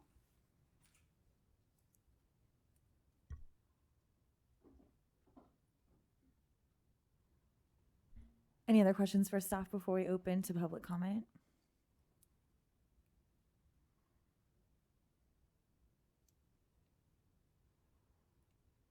Okay. We will open it to public comment. Please remember you have 3 minutes. We'll start with people in the audience first. So come on up.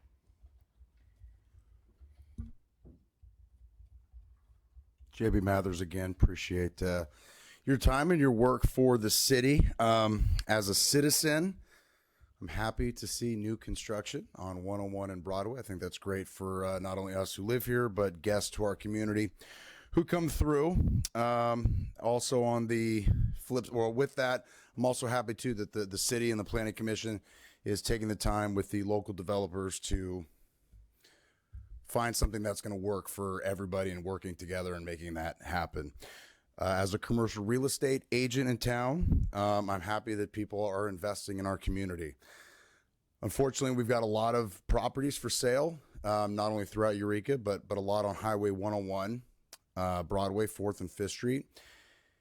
And outside investors and landowners who are selling are looking at developments like this, and it's going to help them decide whether they choose to invest in our community. And those landowners are excited too, or excited. They're curious to know what's going to happen. Are people going to be able to come in, buy stuff, revitalize it, and can they build something that businesses want to be a part of?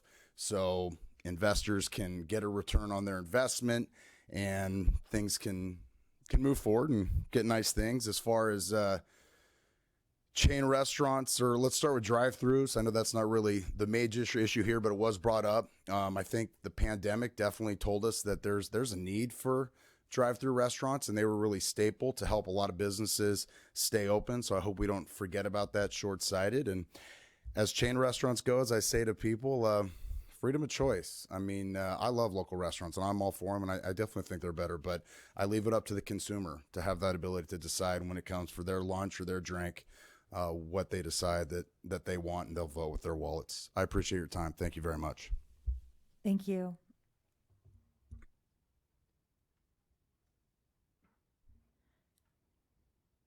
Anyone else in the audience tonight?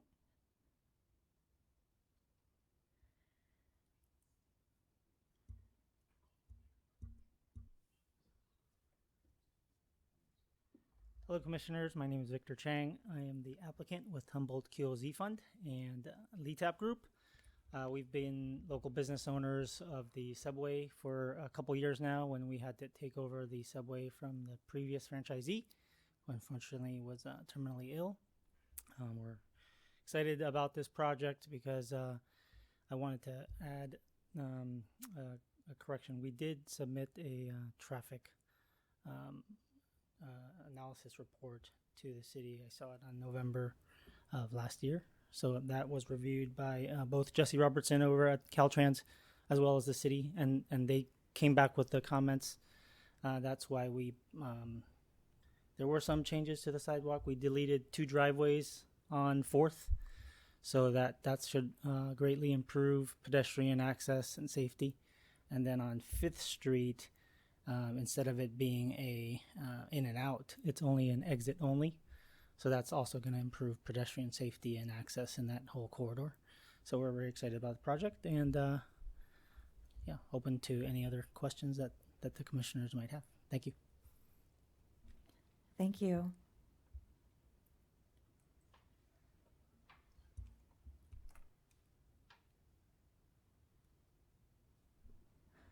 All right, we'll move to any Zoom participant that would like to speak. I see nobody with their hand up, but if you want to unmute and speak up, you're more than welcome to.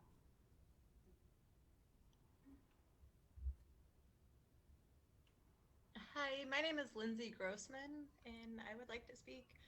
I'm a Eureka native and parent of 2 small children, and I just would like to express my support for this project. I think our community needs open and operating businesses, and the Sizzler building has sat vacant for over two years now. Anytime I drive by, we've seen all sorts of homeless situations out front. I've seen cops, all kinds of stuff. And I think anything that is a positive improvement for our community should be considered, especially in interest of keeping young families here. I think it has the possibility to increase employment opportunities and hopefully decrease crime as well. So thank you for your consideration. Thank you.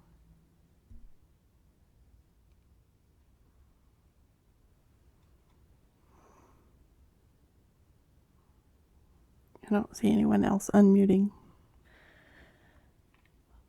Speak now or forever hold your peace. All right, we'll bring it back to commissioners for discussion.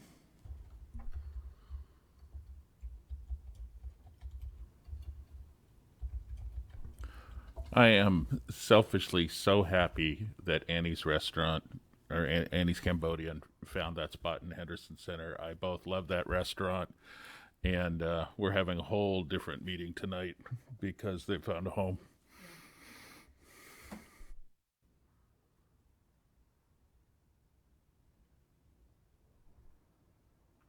I guess I would add, I thought about that, and I love it as well, and I couldn't see any way that that served as evidence for why we shouldn't support the project. So that does kind of underscore the issue that I think Commissioner Benson was starting to allude to, which is how do we as a community decide what's enough and what are areas where we want to promote local businesses instead of formula restaurants, formula businesses. And that conversation hasn't been conducted or completed, it would appear, though it remains an ongoing source of community concern. Yeah, I agree. I really would love to see the city council take this up. I think to the extent that we're going to have formula restaurants and drive-through restaurants, the 101 corridor is the best place to have them, and you can parse out, you know, do you want it at the ends, do you want it wherever. Given that the rules that we're operating now do allow for this, don't have a cap, and as Ms. Grossman pointed out, there is a fair amount of dilapidated stuff happening there. I'm finding myself supportive of this project.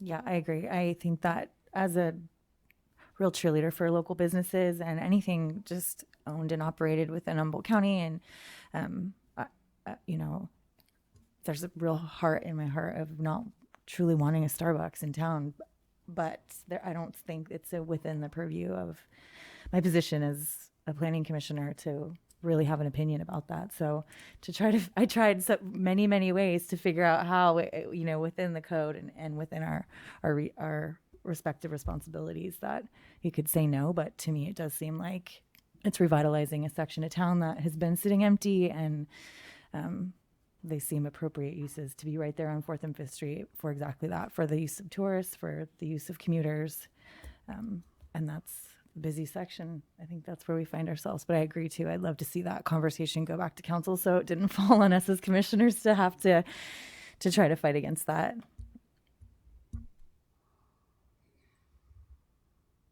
Yeah, I've stated my concern and my desire to have council take that up.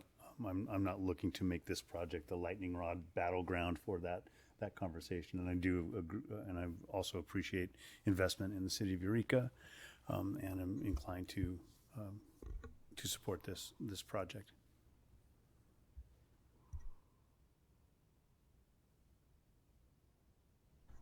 I remarked offhand to Commissioner Benson, I'll say it for everyone, that, you know, this project we heard is doing the things that we wanted the last project to do. It's narrowing the width of the driveway. It's removing driveways. That large driveway was never necessary on the other project. It's a relic from the use as a truck stop where you had large vehicles. And I appreciate that this applicant is willing to work with the agencies, get ahead of the issues, ahead of it appearing before us. And I know that the last applicant tried to do that, and there was just some discombobulation along the way. But I feel much more comfortable given that this has been a design that actually reflects the localized issues fairly well. And also I would add, I always console myself when maybe the business, and I'm not saying whether I'm a Starbucks person or not, but if the business were to be one that I didn't want to see or would prefer to be something else, businesses change. And I would use as case in point, anyone remember Quiznos? That's the Humboldt, barbecue place, that is beloved.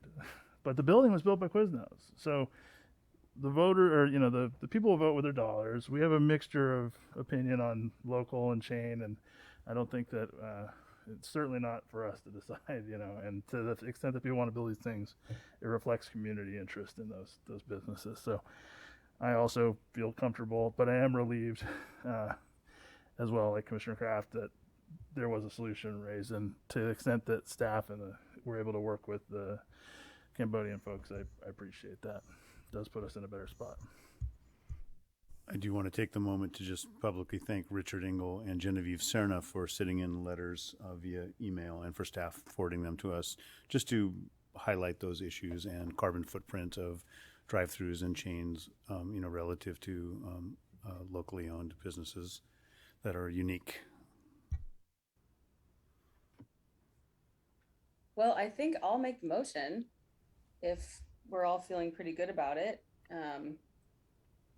I move the Planning Commission adopt a resolution to conditionally approve the demolition of 3 structures and construction of 2 drive-through restaurants at 1906 4th Street and 1905 and 1917 5th Street.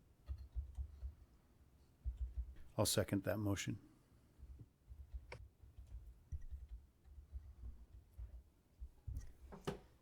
Commissioner Lazar?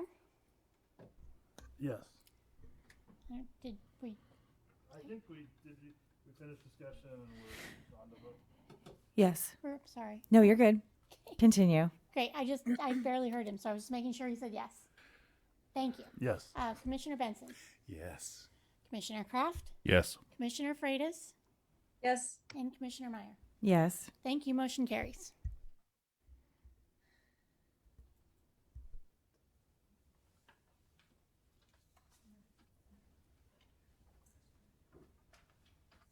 Thank you. Moving on. We'll move on to the Griffith Commercial Lodging. Great, thank you. That's me. I will present. Hopefully I can do this correctly again. I have a new office set up, so it's slightly different. Okay. I think this is the presentation, no note slides. Correct. Okay, great. Thank you. Okay, so good evening again, Caitlin Castellano, senior planner assigned to this project. Tonight for your consideration is the Griffith Commercial Lodging Conditional Use Permit, which proposes to use an existing single-family home as a vacation rental at 3116 I Street. Here's a bird's eye view of where the subject property is located in the context of the city limits. Here we are zooming in. It is one parcel south of West Harris Street, a couple blocks southeast of the Henderson Center, which is the white shade, which includes retail and service stores, restaurants, and banks. Other nearby uses include single-family homes, the yellow text, and professional and medical offices, that's the yellow shade. And then there's some converted offices and residential structures up by Henderson Center, and I'm sure they're sprinkled throughout here as well. So zooming in even closer, you can see the property is immediately adjacent to commercial uses that are just north of it and residential uses that are just south of the property. And here's a recent street view photo that I took in late April when I posted the site for the public hearing. So the commercial lodging use, which is the AKA a whole house vacation rental, is going to occur in approximately 1,800 square foot, 3-bedroom, 2-bath home. There's 3 off-street parking spaces. 2 are within a detached garage that's accessed from the alley, as well as a 3rd parking space, as you can see, that's right adjacent to the garage. This garage is also oversized and can store bicycles for any guests. The applicant does not intend to permanently convert the use of the site to a commercial lodging use, but instead wants the ability to switch between using the site as a commercial lodging or a single family residence, which is similar to, I believe, what I presented, I think it was back in January, maybe. House rules, which were included in attachment 2 of your staff report, include no more than 10 adult guests. The zoning code does not specify the number of occupants like the residential vacation rental regulations do. So this maximum guest occupancy was picked by the applicants and the property owners. There's no smoking, they're not going to allow any events or parties, no pets, and they have quiet time that they'll enforce. There's no interior or exterior changes to the property that are proposed to support the new lodging use. So the property is located in the OR Office Residential Zone District, and it adjoins the R1 Residential Low Zoning District to the south. Other nearby zone districts include the Henderson Center and Public Facilities Zone District. So the conditional lodging use is the commercial lodging use is a conditional use in the office residential zone district. That's why the applicant, and new detached single family home uses are not allowed in the office residential zone district. That's why the applicant is asked to be able to switch between the uses so they can use the single family home as a home in the future. And then because the proposed use does not require any modifications to the property, the character, scale, and form of the adjoining residential neighborhood can be retained, which is consistent with the specific purpose of the OR zone district, and the home can also be available for long-term rental or be owner-occupied in the future. So the proposed short-term rental use does comply with the objectives of the purpose of the general plan, the zoning code, and the OR zone district, and all of the required findings to approve the commercial lodging use are discussed in the staff report. So for these reasons that I presented in the presentation and in the staff report, staff recommends the Planning Commission hold a public hearing and adopt a Planning Commission resolution approving with conditions the Griffith commercial lodging use permit. Here's a suggested motion, but I will stop sharing the screen while you deliberate. Thank you. Oh, and myself and the applicant and property owner is available for questions as well.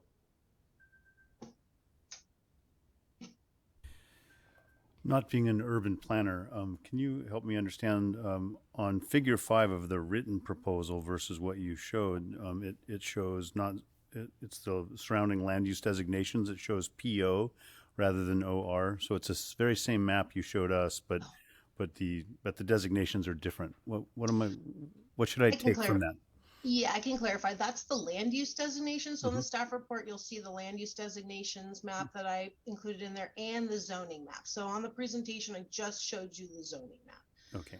But in your staff report, there's both. So that PO is professional office land use designation, okay, which the OR office residential zone district is a district within the PO land use designation. So because I had to make findings of general plan consistency as well as the zoning code, that's why both of those maps were in there. Thank you. That's what I figured, but it's good to have an affirmation.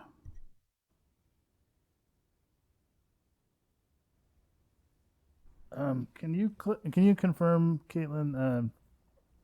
It sounded like to use the residence as a residence would also be subject to a discretionary permit, not just as a vacation rental, and they're asking to be able to do both? Yeah, actually, currently in the OR zone district, new single family home uses are not allowed. So if they permanently converted it to the commercial lodging use, they wouldn't be able to use it as a single family home in the future, which we definitely don't want that because we're in a housing crisis. And we know that the home, it's a single family home. It's just kind of this weird thing that's in the office residential zone district that will allow new multifamily housing or attached single family residences. So if that single family home was converted into 2 units, we could allow that in the future. But if we didn't allow it to go back and forth between the single family and the commercial lodging, they would lose the ability to use it as a single family home in the future. So while it is a commercial lodging use, they will need to maintain a business license. And then, if they want to go back to a long-term rental or they want to occupy it, then they could request their business license be closed. Okay, let's break this into pieces just so I understand it. Let's say that someone who wasn't as very familiar with the code requested to convert an existing residence in the same zoning district to a commercial business of some sort. Then came back in and said, I'd like to convert it back to a residence. What would be the answer? Unfortunately, no. And we have seen this where there was a single family residence used as a realtor's office, and it actually got the occupancy changed to be a realtor's office. And then when they wanted to convert it back to a single family home, this is in Henderson Center, we unfortunately could not allow it as a single family home. And we told them that they could convert it into 2 units, or they would have to do commercial lodging. So actually that's what they did, is they turned it into commercial lodging, a vacation rental essentially. So what I hear you saying is that if you convert a non-conforming or grandfathered residential use in a zone that promotes commercial uses like OR, you aren't allowed to bring back a private long-term residential use.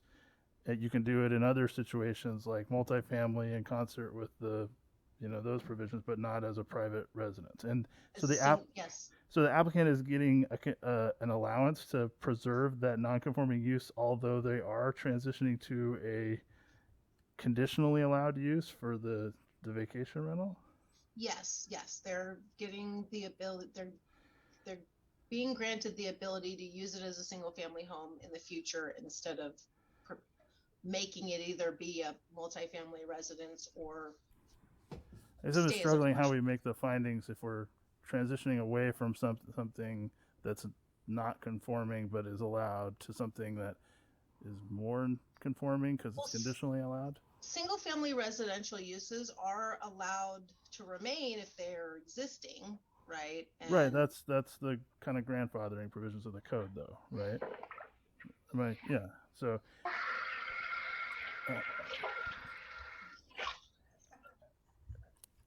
I guess I'm not going to belabor it. It is a little bit interesting how this is kind of being handled. I don't know that it's going to affect my vote, but I would offer maybe after we take action, I just have one kind of recommendation for staff. It might head this off at the pass with some policy changes maybe, but we'll wait till after this. I just wanted to better understand that dynamic. So basically, as Caitlin has indicated, new single-family residences are not allowed.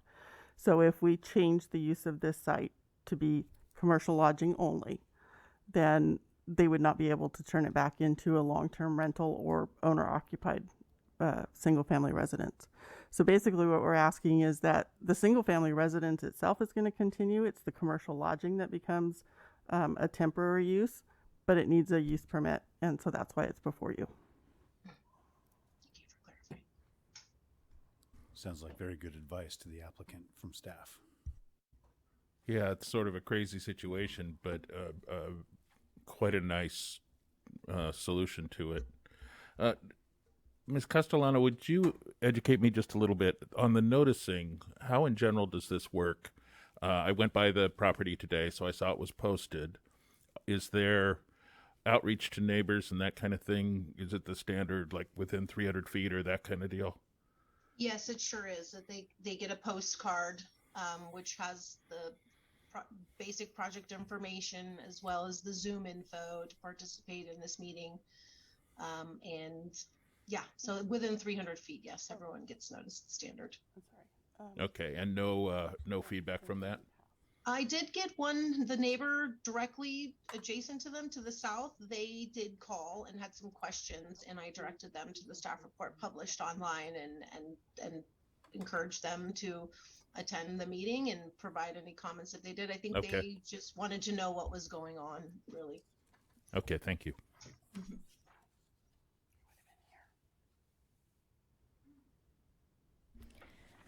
Any other questions for staff? It is interesting that we're saying it's a housing crisis, but then we just want it to go back to a single family instead of turning into it a multifamily, if that would be anyway, I digress. Okay, we'll open up to public comment.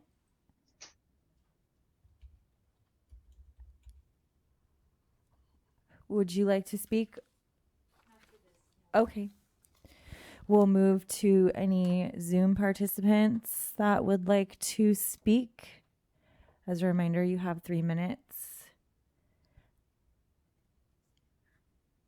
If you don't know how to raise your hand, I guess speak up.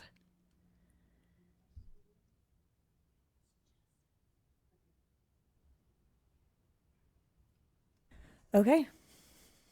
I guess I'll bring it back to the commission for discussion.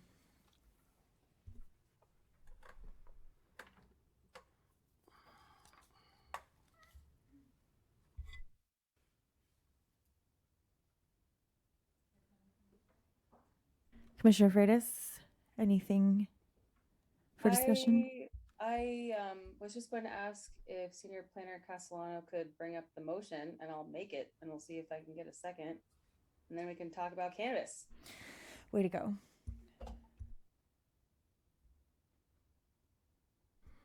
Okay, I move the Planning Commission adopt a resolution to conditionally approve the Griffith Commercial Lodging Use Permit at 3116 I Street in the OR Office Residential Zone District. I'll second that. That was Commissioner Kraft. Any discussion needed here? I think we can move on to a vote. Commissioner Lazar, Yes. Commissioner Benson, Yes. Commissioner Kraft, Yes. Commissioner Freitas, Yes. Commissioner Mayer. Yes. Thank you. Motion carries. Thank you. Thanks for sticking around with us. Could I say something just really quick while we're on this?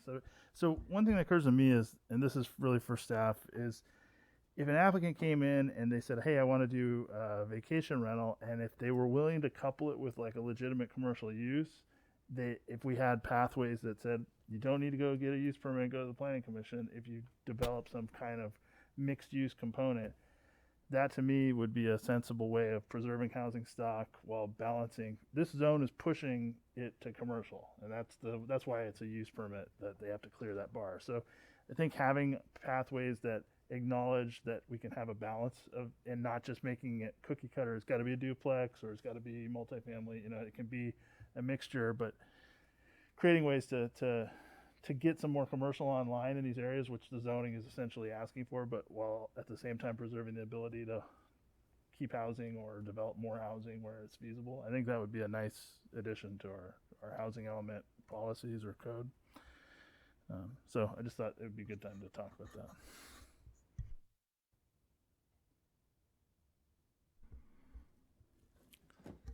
I'm so looking forward to talking about cannabis again. All right, let's move on to the Cannabis Code update. Good evening, Chair and Commissioners. Let me share my screen here. Mr. Topolewski, are you in an undisclosed location? Yeah, I couldn't tell you, but it's very close. It's very bunker looking. Well, just a second ago, there was a big orange thing behind me. I don't know what it was, but I think it was the sun. It's been a while, so. Good to see that We're now. hearing your real voice, just in case you needed to know. You're not incognito. Okay, well, thank you for having me again here. We're continuing our Cannabis Code update discussion from the March 14th meeting. Riley, we're seeing your notes. Oh, I'm going to do this little trick where I do. How's that? Thank you. Woo. I hope you didn't see that I don't have any notes, because that's embarrassing. But so I'll give you a little update on last time's adventure.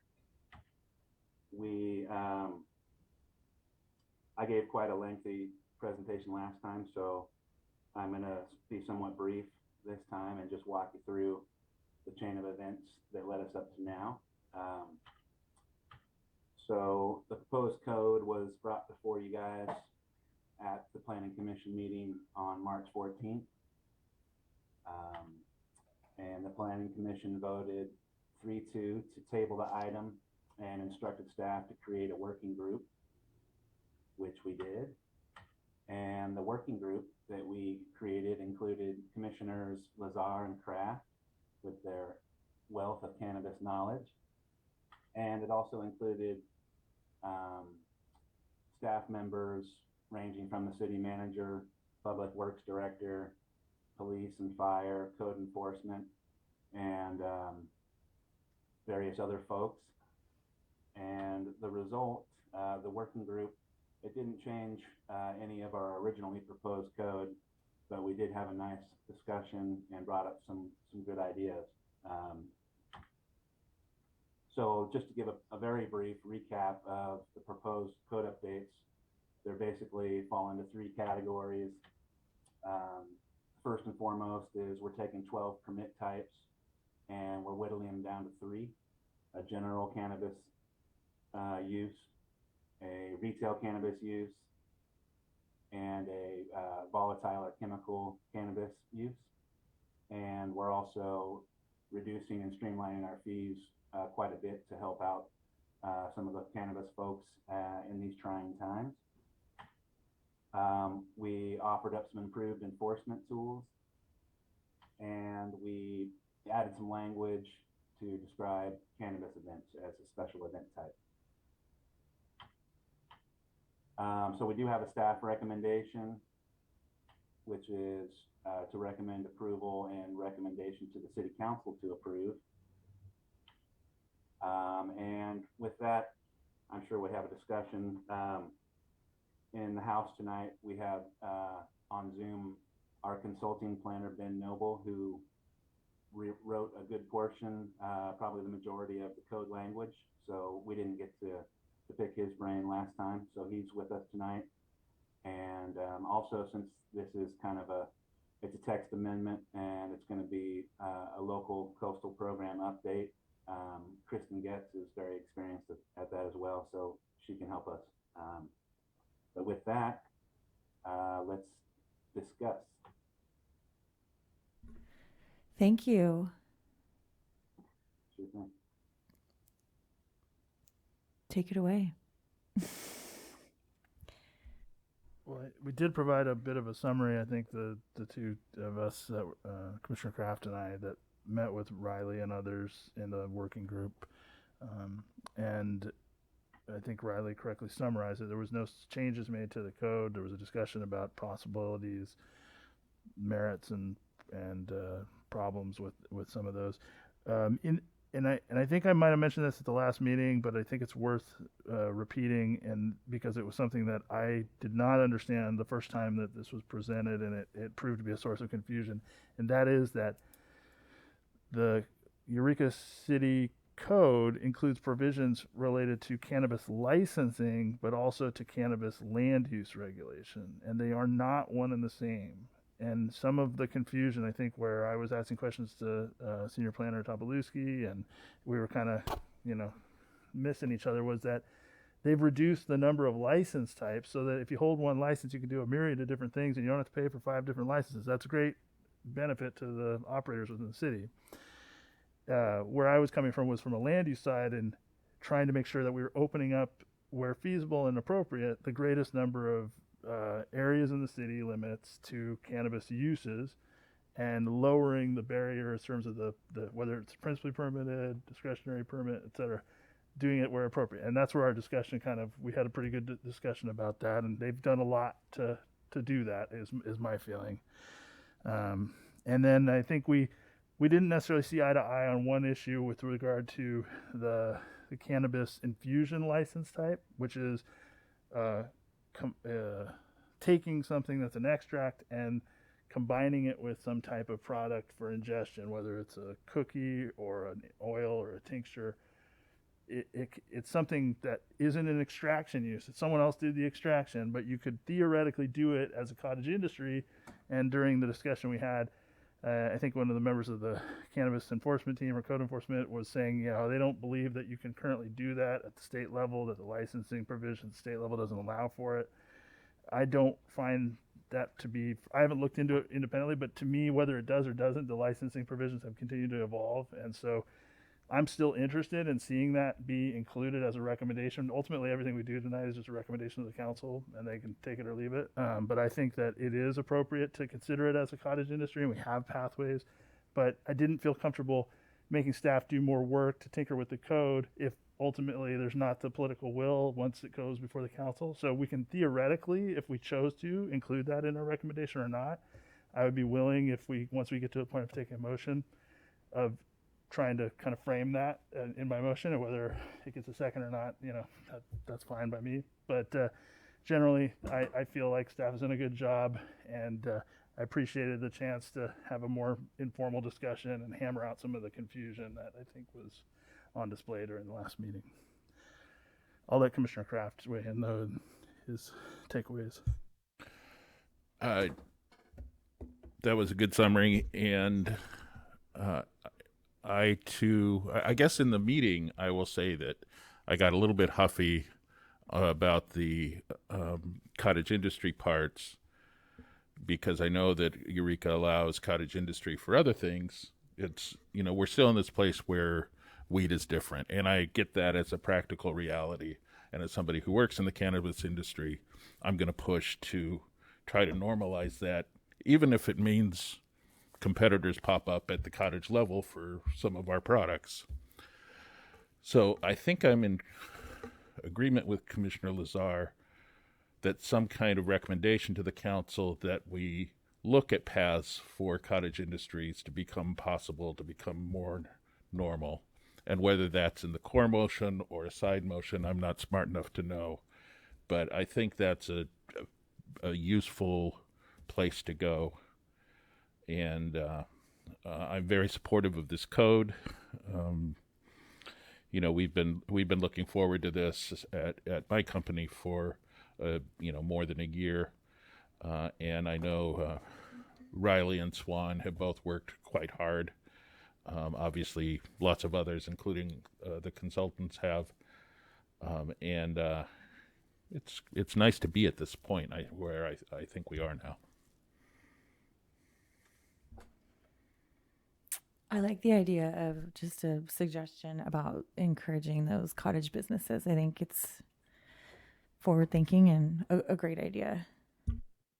I should say, in addition, I'm specifically agreeing with that with Infusion. There are things that we don't want to have happen in our residences, but Infusion, making brownies, not in my mind, it's not one of those things we don't want to have.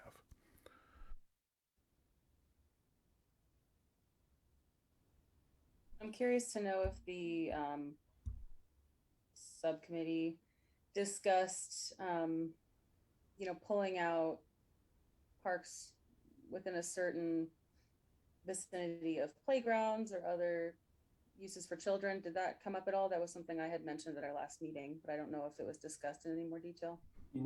Commissioner Freitas, it didn't make it into our agenda for the meeting, but I did talk to City Clerk, Assistant City Manager Pam Powell, and she said that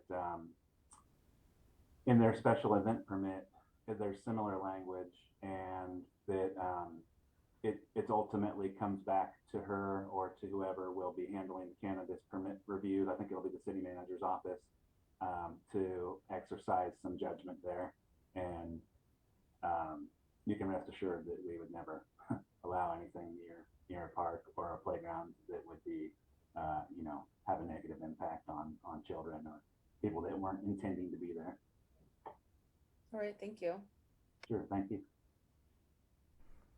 I think I can say somewhat confidently that I believe at the state level there is a 600-foot separation requirement on cannabis licenses to at least to schools.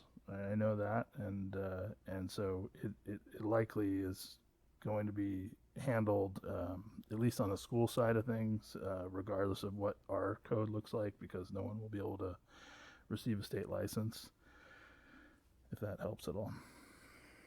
Right, yeah, and that 600 feet from schools is in our code. Yeah, it's in ours as well. That's accurate. I'd like to thank Commissioners Lazar and Kraft for doing this, additional work, and for bringing your considerable experience and expertise to conjoin with city staff to talk about the issues. I would be I'm also in favor of moving this ordinance forward as quickly as possible. But I also would like to hear an amendment option to include cottage industry, particularly relative to perhaps infusion. I'm prepared to make a motion when we're done discussing, and I can take a whack at it if anyone else has anything to say. I think now's an appropriate time. Well, let me start with the one that Riley wants us to make. There we go. Okay, here we go. If you could open. Oh, thank you. Shoot. We got excited. We were all in agreeing. Everyone's so happy tonight. My apologies. We will open it up to public comment, and there is nobody in the audience, and so we can look at Zoom and see if anyone has their hand raised there. Riley, could you stop sharing for just a moment, please? Yes. Thank you. If anybody would like to speak on this item, feel free to raise your hand or unmute and speak up.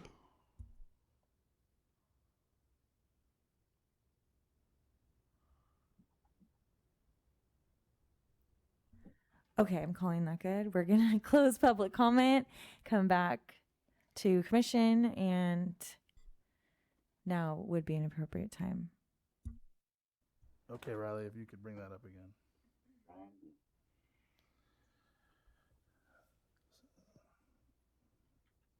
Oh, okay. Okay, I think we got it. So I'm gonna go with Riley's motion, but I'm gonna tack something on the end. So here it goes. I move that the Planning Commission adopt a resolution finding that the proposed text and local coastal program amendments are consistent with the objectives of Title 15, Chapters 155 and 158, and Title 10, Chapter 5. And I further move that we forward a recommendation to the City Council that the adopted text and local coastal program amendments, and to direct staff to forward the amendment to the Coastal Commission with additional, included in the recommendation is that the council consider directing staff to include provisions authorizing the infusion use or license type as an activity wherever cottage industries are permitted. And in particular, residential zones. That's all. I am going to second that thing of beauty. Discussion? All right. Do we have to roll call vote every time if it feels like maybe there's... Yes, you can say... Shout it out. We have to do roll call vote? Oh, we have to do it. Okay. Oh. She's always coming in with the rules. She is. I know. She's very good with rules. Okay, we'll take a roll call vote. Commissioner Lazar? Yes. Commissioner Benson? Yes. Commissioner Kraft? Enthusiastic, yes. Commissioner Freitas? Also an enthusiastic yes. Commissioner Yes. I hear. Thank you. Motion carries. Thank you. Good work, everybody. It looks like no old business and no new business. And we do have some reports and communications down at the bottom about tiny houses on wheels. Actually, I do have a director's report if you'd like. Okay. Or do you want to do tiny house first? No, we can do a director's report. I'm just super brief on mine. So city staff has been working on a gulches and greenways ordinance, and we will be contacting you to hopefully set up a special meeting so that we can bring that to you before we actually bring it to you for a vote at a regular meeting. So hopefully around the end of May. Just wanted to give you a heads up on that. And then I do have some comments that were provided by the person in the audience. It's regarding a subdivision that's outside of the city limits, but she has concerns about it. So I will pass these out to you. Thank you. And I appreciate the special meeting to give us the information we need ahead of time. And that's all I had for you. Thank you. Question. Sure. On the gulches and greenways, is there any matching of the county's rules with the geo combining zone regulations at all? Or is it kind of its own animal? I believe it's kind of its own animal. Okay. we definitely looked at the county's ordinance, and it has a lot of similarities with what we have as a draft currently, which you can see on our website if you just put in your search engine, City of Eureka, Gulches and Greenways. The webpage should show up at the top of your search engine, and you can take a look at what we have now as a draft ordinance that we've made public. Thanks. Thank you. Okay, we can start with the presentation on tiny houses on wheels. Great. I just want to say Professor Lori Richmond approached us to be a client for her capstone senior class, and I'm so grateful she did. And I got the 4 best students in the class, and they have done an amazing job researching tiny houses on wheels for us, which is one of the implementation measures of our housing element is to do research on this topic, and they're now experts on it. So I hope you guys have good questions for them. And passing it off to Lori. I don't need to add much more to that. I'm sorry we couldn't be here in person, but want to thank you all for this opportunity. So these students are in the Environmental Science and Management major at Cal Poly Humboldt in the option of Planning and Policy. And their last semester, they take a course that's a capstone where they work in groups on a real world project for a client. And really excited that Kristen was up for being on board. And so they have worked independently, kind of advised them a bit. Kristen gave them a lot of guidance and advice to develop this project. And I won't take any more of your time. I'll let you hear from them what they accomplished. Okay. Party at the end, everyone. Let's see. Let's make sure that all of us are here. We have... Yes, everyone's here. Awesome. Let me share my screen here. That'd be wonderful. And then we can get started. Can you all see that? Looks good. Looks good. Okay, awesome. Right. Yeah. Hello, everyone. Hello, Commissioner and Chairman. Like Lori and Kristen said, we are Cal Poly Humboldt seniors, Environmental Science and Management, with the goal to become future planners. My name is Caitlin Dendis. I'm Benjamin Bear. I'm Megan McHugh. And my name is Jonathan Rissa-Mosbaugh. And today we are presenting our research on tiny houses on wheels in Eureka in accordance to our senior practicum class, like Lori Richmond had mentioned, and our community partner principal planner, Kristen Kenyon. Our research analyzed the feasibility of incorporating tiny houses on wheels in the city of Eureka. Next slide. And today, our outline, we will be presenting the housing need in Eureka, what tiny houses on wheels is, which we'll refer to as THOW throughout the presentation, the methods of our research, the benefits and concerns we found, and how other cities have implemented and incorporated THOW already, and our recommended planning options based on that research. But first, Megan will review the housing need in Eureka. Okay, the housing need in Eureka, you may be familiar with it.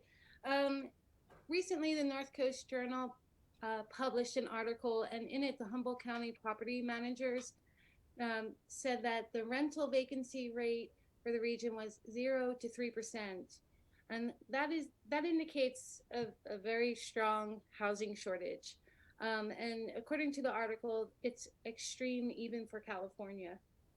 There was a report put out some years ago called Like Home, There's No Place, and it made some important points. And one of them is that Eureka's severe lack of affordable housing coupled with low income are some of the biggest barriers to people having a house.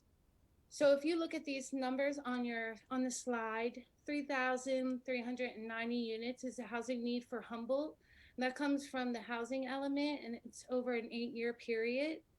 What you don't see there is 119 units a year is needed to meet Eureka's housing needs. It's actually 952 in total. But the construction of new housing units hasn't kept up with how much houses are needed. So in the last 3 years, there's only been 109 units that have been constructed. And prior to that, there was only 9 to 12 units being constructed. Can I see the next slide? The regional housing need allocation is something that comes from the Humboldt County Association of Government, the California Department of Housing and Community, and the Department of Finance. They determine these numbers based off of the jobs that are existent and the census population. And since we are talking about affordable housing, we probably want to focus on the very low income needs and the low income needs when it comes to housing units. And this is for, again, the city of Eureka's 952 units are needed.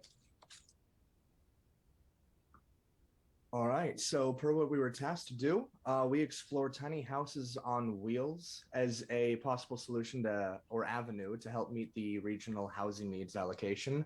And what we particularly looked at was incorporating THOW as an accessory dwelling unit within the city of Eureka. And it's important to establish that we considered a tiny house on wheel to be a mobile home or axle that is modified to be a living space that accommodates daily functions such as eating, sleeping, cooking, and going to the restroom. And they are typically around half the size of a standard accessory dwelling unit. And with this in mind, we carried out our project in the following way. Next slide. So our research methods consisted of interviewing 7 professionals with planning background, as well as simultaneously researching 8 case studies of THOW implementation inside and outside of the state of California. We then analyzed our disseminating findings and how they aligned with the city of Eureka's goals, and drafted planning options and recommendations based on this research. Next slide. The benefits of THOW, they may be numerous. The first one being affordable by design. If you put $1 to every square foot when it comes to construction, obviously the smaller it is, the more affordable it may be. So affordable by design is something that you can find throughout the general plan for Eureka. It's important that we provide more affordable by design housing. Mobility, this is what distinguishes a tiny house on wheels, THOW, from a tiny house on a permanent foundation or other ADUs. Mobility allows people to move their tiny house, especially if it's safe for travel on the road. Just like an RV, you can park it by a lake. And so it provides a little bit of freedom and liberty. Another benefit would be the homeowner contribution to addressing the housing crisis that is in Eureka, by allowing people to, by building an ADU or having a THOW on their property, they provide housing on their parcel.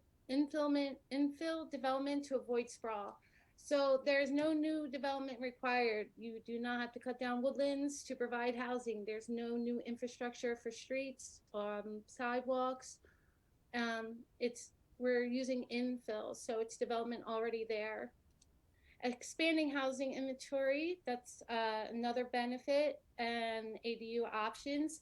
And there's triplexes, there's duplexes, there's apartment buildings, but this is a detached unit. And because it may be more affordable, it may not require a roommate. And for a lot of people, that is preferable, and it has some autonomy. All right. So once we established the benefits, we wanted to make sure that this really aligned with the city of Eureka. And we found that there was a number of goals in the general plan and housing element that it did in fact align with, particularly the statement that the city wanted to look into this as an option for residential units. It doesn't violate parking access issues because it's going to actually be stationed on people's property. It promotes infill and increases the range of density and the density of housing in general. And once we had that established, we wanted to look into what the expressed concerns around this issue was. We can go to the next slide.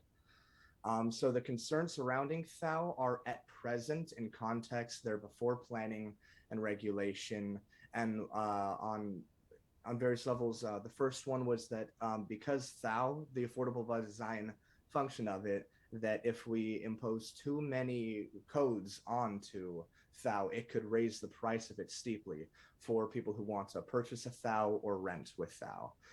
But if you impose too little site requirement or aesthetic regulations, it could impact the community street character, which would work against the city's goals. On the state level, there was concern because it's a vehicle that this could allow someone to avoid property taxes without clear assessment of really what this is on someone's property. And because it abides by vehicle codes and not all of the standard stick-built building codes, it could be open to exploitative tenant practices without due regulation.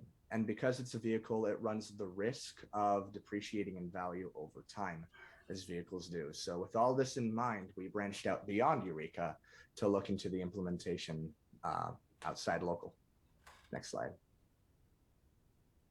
Yeah, so we researched 7 cities and 1 county that have already implemented thou. Next slide.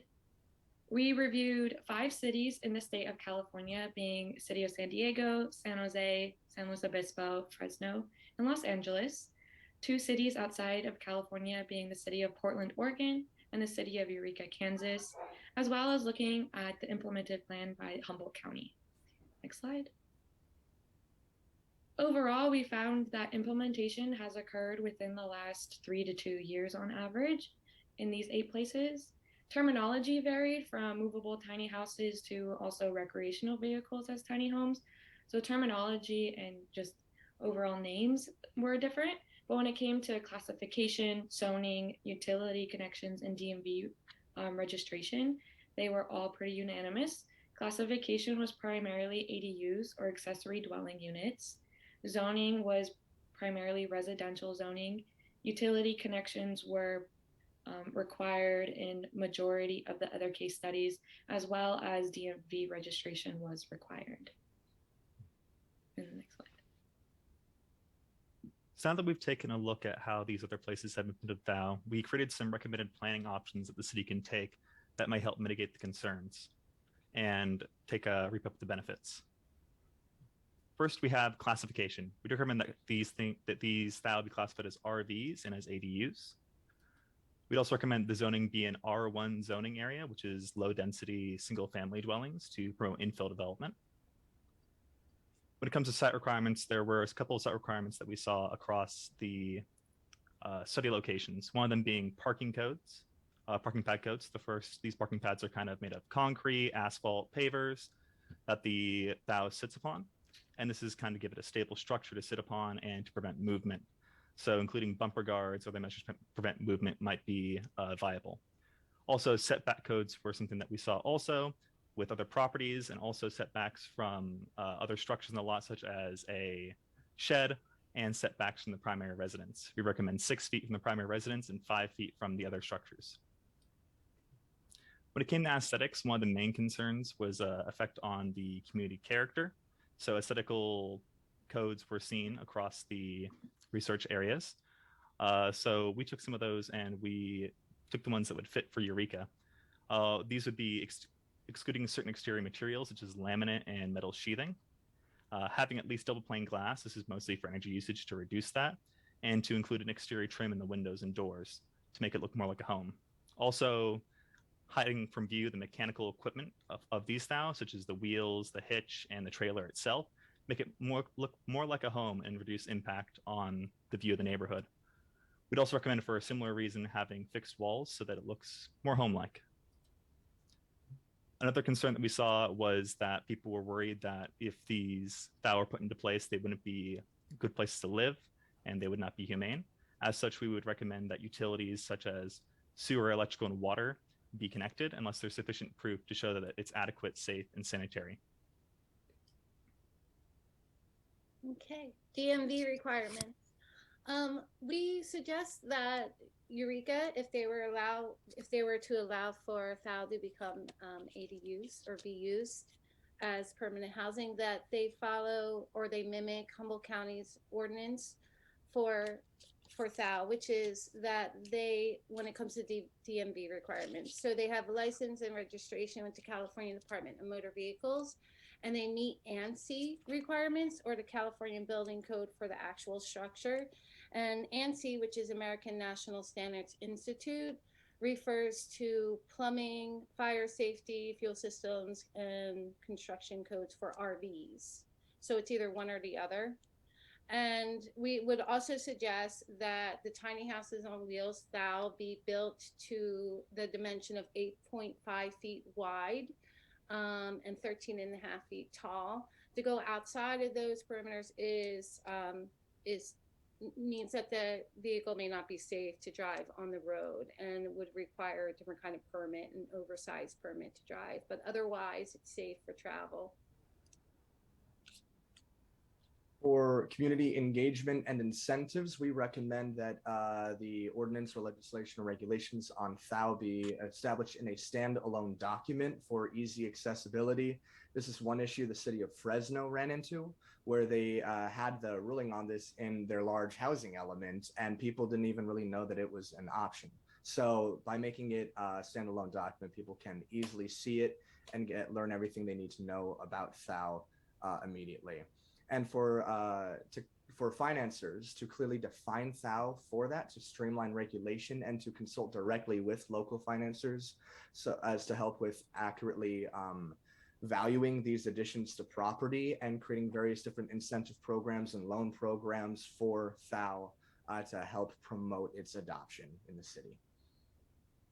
Okay. So THOW workshops, they are great. We suggest those because they're great for getting people into the know.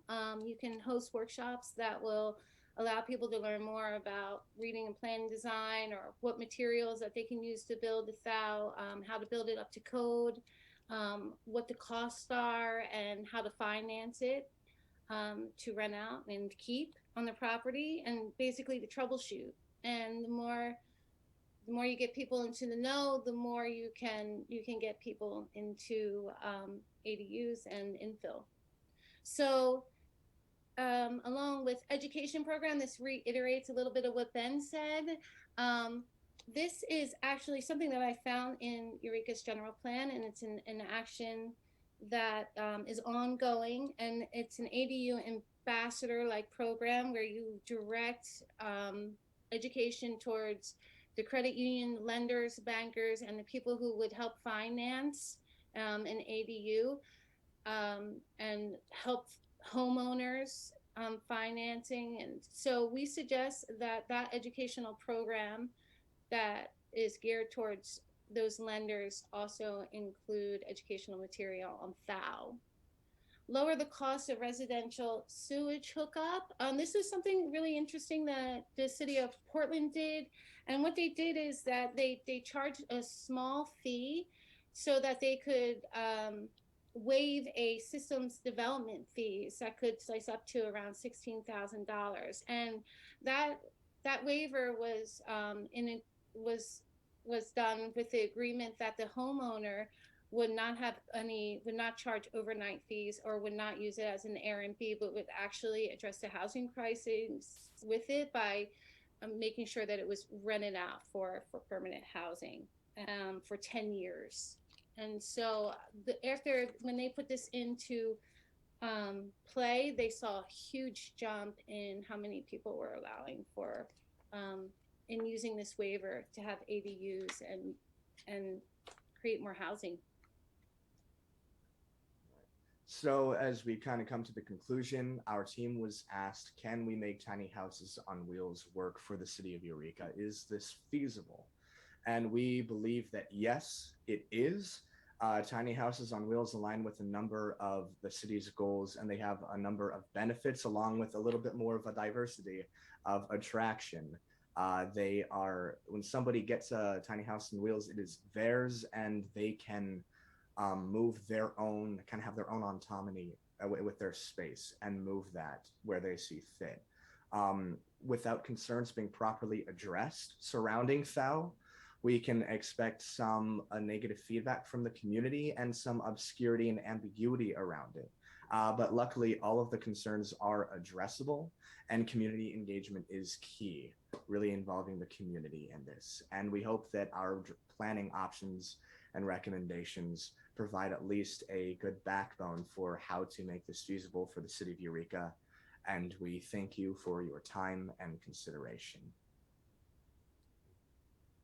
And just before we move on, we want to give acknowledgements to Kristen Kenyon and Professor Lori Richmond, who really helped coordinate and communicate with us, give us constant feedback and guidance, and to all of our classmates and peers who gave us feedback and helped encourage this work. And special thanks to many of the wonderful people that gave their time to be interviewed by us so we could present this to you all. And with that, thank you. Thank you. Thank you for that presentation. Well thought out, and what a great idea. Good work. Yeah. You guys are willing to take questions? Yeah. Great. We'd love to hear some questions. Caitlin and Megan and Ben and Jonathan and Dr. Richmond, thank you so much for waiting 2 hours to give us this presentation. It's Ain't democracy great? Yeah. I'm sure our riveting planning discussions were exciting for you. They were. It's educational. Educational. Did we drive anybody out of the profession? Any more interested, in fact. I know as capstone students, you were getting very, very close to, you're graduating in the end of this week. So, or most of you should be. Congratulations for that. And what a nice way to go out with a project like this. So yeah, questions. My wife and I are terribly interested in this topic. We've been talking about it and wondering. So it's very, very timely. And I'm sure I'm not the only one in Eureka. The concerns that you listed, the cost of codes and safeguarding community character, avoiding property tax, et cetera.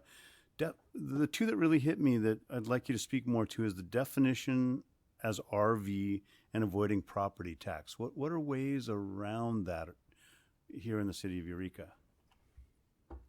This was primarily on the state level because by state law, tiny houses on wheels count as recreational vehicles. And as such, they do not count as like a property really on the state level. And so they were concerned that, basically in terms of local financiers and working with real estate, what you're asking is for someone to value a one lot RV park on their property, which doesn't count as a property. And then how does property tax really fit in with that?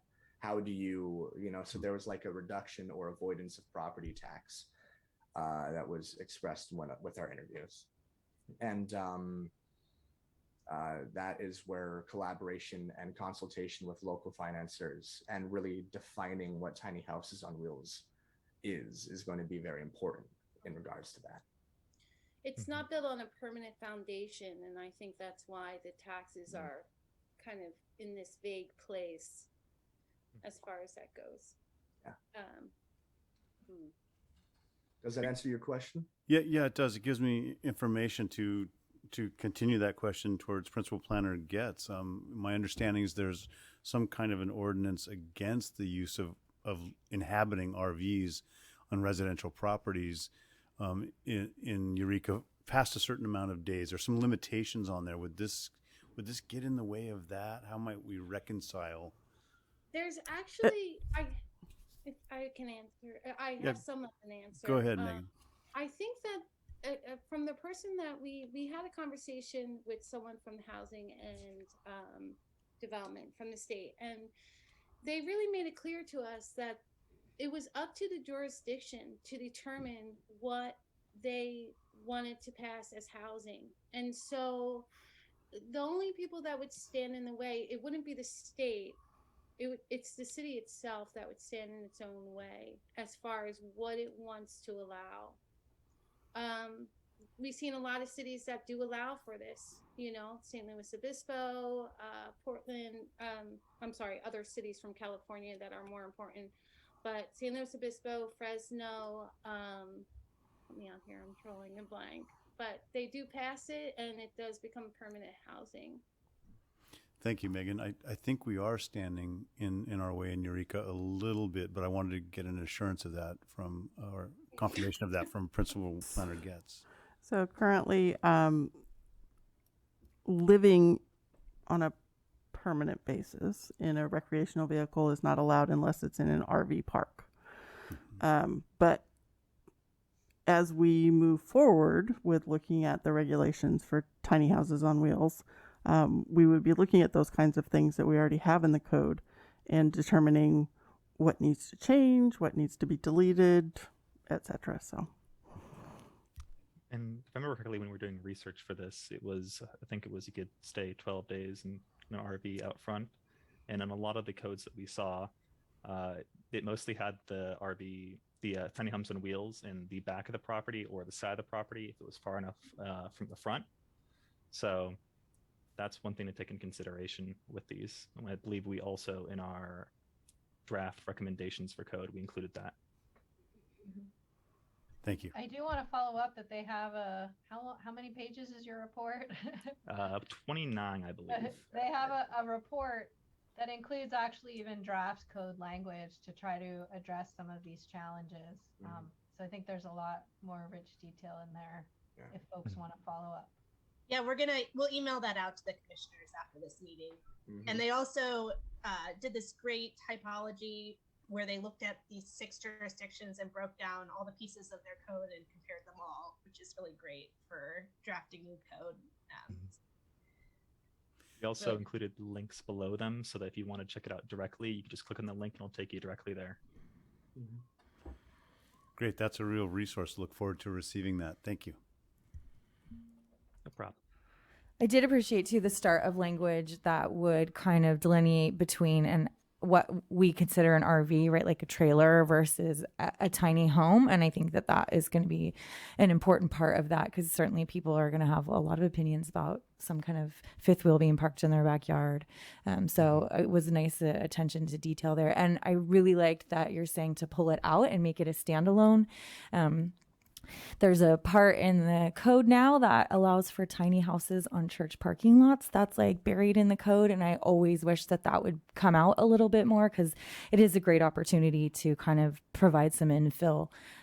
So that was really well thought out. So good job out there.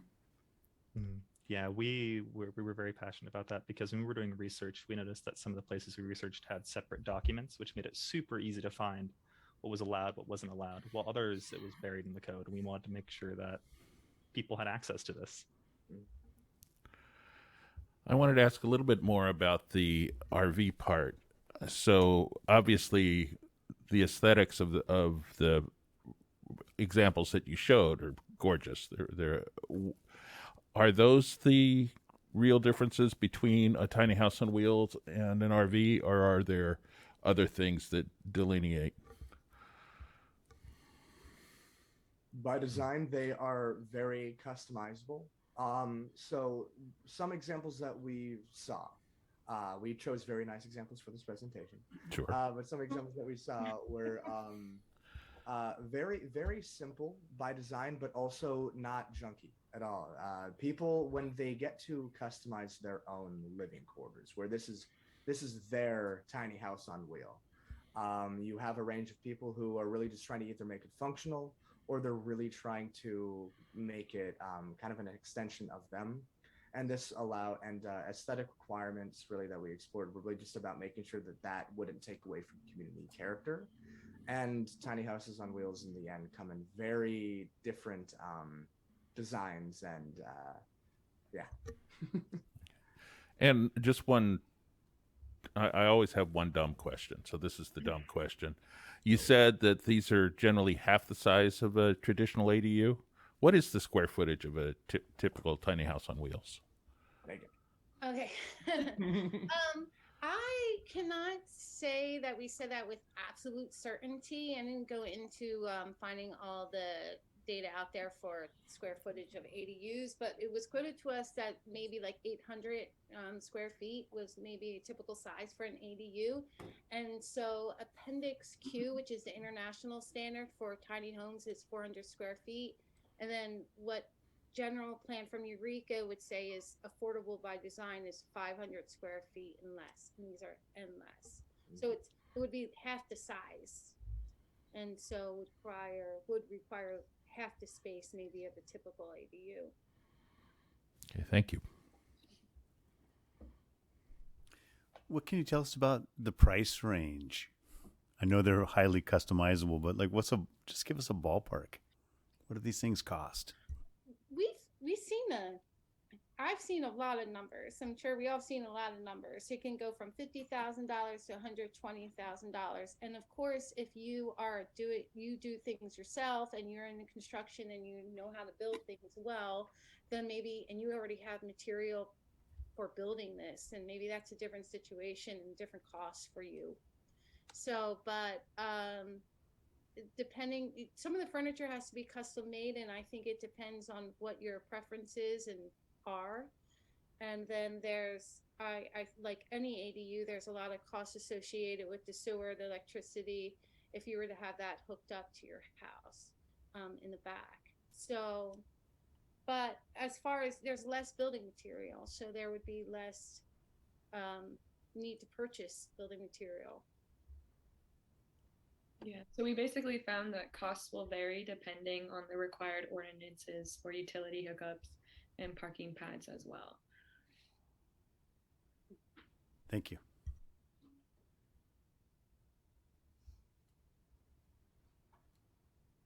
I just had a question. Kristen, I think I saw a movable tiny house in the wild. I think it was on J Street, but I could be wrong. I showed some of the other commissioners, but I don't know if it was just being staged on property. I don't have the exact address, but I could. Yep. There was a tiny house on wheels illegally parked in a front yard for a while, and our code enforcement, I think, talked to them. And we did studies in other places that were going to allow it. There was one case study we looked at, I think it was somewhere in the southern United States, where they had the exact issue, where there was tiny houses around, but they weren't allowed in code technically. But they fixed that by putting in codes, people could actually find a legal way to do it. Okay, thanks. Well, and just to clarify for everybody, tiny houses themselves technically allowed by our code now. You can have a house that's as small as 150 square feet. It's the on wheels part that we don't have the regulations for it as of this time. Mm-hmm. Yeah, tiny houses on wheels, built on a trailer. And it looked like the county too is still just allowing them only in mobile home parks, right? Not on residences. Is that what was checked on their presentation there? The county allows for tiny houses on wheels on a parcel with a primary unit. So the Humboldt County has passed it. I'm sorry. Is that what you said? Yeah. Oh. Yes. On your graph, I think at the bottom it just said mobile homes, I think is what I read only. So maybe it's changed since the original. Or maybe I misread it, but that's interesting to know. Here, I can share it again if you'd like to take a look.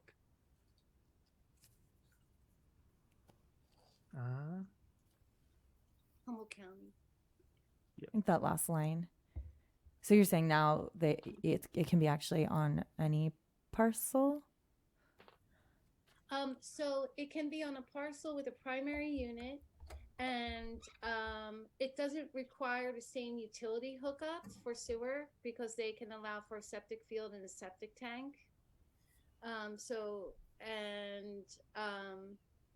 Yeah, but they allow them on wheels In residential zones? They allow them as an accessory dwelling unit. The county does. The county of Humboldt allows them as a type of accessory dwelling unit. I see. Awesome. I didn't know that. So you might need to revise this table because that makes it sound like only in manufactured home parks. But you're saying it's allowed in residential parcels too? Yes, it is. It's allowed on a parcel with a primary unit. We will have to revise that table. Yeah. Yeah, sorry about that. No, that's cool. I'm glad to ask because that's exciting that I didn't know that was part of the county's. I have another code. question. Is a modification to get it off wheels been used anywhere? I was out ice fishing in Minnesota this February, and those ice huts, they retract the wheels up into the body, and it sits on a frame on the ground, no longer on the wheels. And I wonder if that changes the definitions, just with a kind of a mechanical structural option. That's actually interesting. I don't think we saw anything in the code or anything about something similar like that, but that would be an interesting thing to look at. Yeah. Sorry, go ahead, Caitlin. I guess I'm just thinking about it. it would no longer be tiny house on wheels. It'd just be a tiny house, I guess, on a permanent Would foundation. that qualify as a permanent foundation? I though? guess. Does ice count as a permanent foundation? Yeah, I think Sounds like a boat. I don't know. I was just curious whether you saw anything like that and whether that's an option to have it be both or convertible somehow from on wheels to off wheels and back onto wheels if you need it to be. Well, actually, we do have. There is suggested that it be besides pavement, that you could put it on kind of like post. Because one of the things that we recommended, and a lot of things we saw in other cities, is that they cover the wheels, and that's part of the regulation. And then you can kind of set them for stability's sake. You could set it up on post, and so maybe that's just the way of doing it, is folding the wheels under, and then they can set it either on cement or something. Pier and post. How was that phrase again, Ben? It was piers and posts. Yeah. Yeah. In our report that will be sent to all of you, we have our recommended planning options and then a number of alternatives and augmentable options for all of those. So we hope that it's very helpful for all of you. Yeah. Yeah, the main sticking point for between tiny houses on wheels and tiny house was just the permanent foundation. And that came in, that was kind of interesting with utilities, because we kind of wondered how much we need, and if Eureka didn't already require it when you are so many feet away from a sewer line that you have to be hooked up to it, whether or not we could have compostable toilets, or whether or not it would be required to have the hookup to electricity or not, or if you could do it the same way RVs are doing it with a certain kind of adapter in your house. And so we kind of wonder those things out loud. And I think that what we suggested and recommended was more on the conservative side, for safety and just staying up to code. I think another reason why we did that also is we had in our report, I think you, Megan, and Ben, you had a interview with a planner in Fresno. She talked about how it had like the grid wasn't set up specifically for it, and it kind of brought down part of it. Someone established a ADU and connected it to the electrical for the neighborhood, and then the neighborhood just lost its power. So there could be some growing pains. They probably didn't have a proper adapter. Yeah, probably didn't. There's a number of issues that could have been responsible. Yeah. What comes to mind here? I don't want to keep commissioners from their dinner. There's so many the devil's in the details. But I wonder about insurance. Do you insure it like a car, or do you get homeowners insurance for it? And can you seismically retrofit it to be more stable in earthquake country that we live in? That's really strongly we recommend working with local financiers, banks, and real estate, because we did not feel that we quite had the expertise to recommend that ourselves. But ultimately it's going to be in consultation with the community that can really work that out, community financiers. So kind of pass it on to them. We did come across something where there was an RV, an industry for RVs, would finance at least the THOW, so the tiny houses on wheels, and getting a loan from the RV industry or the Association of RV, I forget exactly what it was. They had smaller interest rates for at least building it. So if that's any kind of association with insurance. I had one question. In your research, did you find any examples where jurisdictions didn't make the tiny homes have to be sort of self-supporting in the sense of having a bathroom facility, that they rely on sort of the primary dwelling or a detached restroom facility? Because I think I'd be interested to see if anyone's gone to that length. I think it can make a much smaller footprint and a lower cost to build. The city of Portland did that. Right, Kate? Yeah. It was, yeah, the city of Portland, I'm sure they're not the only ones where you're allowed to use the homeowners' bathrooms. Okay, thanks. I have just one like super low ball question, and happy graduation week, everyone. So who of the four of you would live in a tiny house on wheels, and for how long? Like, would you do it indefinitely, or would you move out when you start a family, or what would be the triggers? I can answer this because Go ahead, Kaylin. I actually am moving to Portland, Oregon, because I'm going to grad school after this week. And I was excited to hear that Tiny Houses on Wheels is already implemented in Oregon. And I actually looked there to see if I can find a rental property, because it will be cheaper to live in a tiny house than in the other apartments or sharing a house with random strangers that I found on Craigslist. So I would live there. I would definitely be looking at it as a option moving forward for myself as well.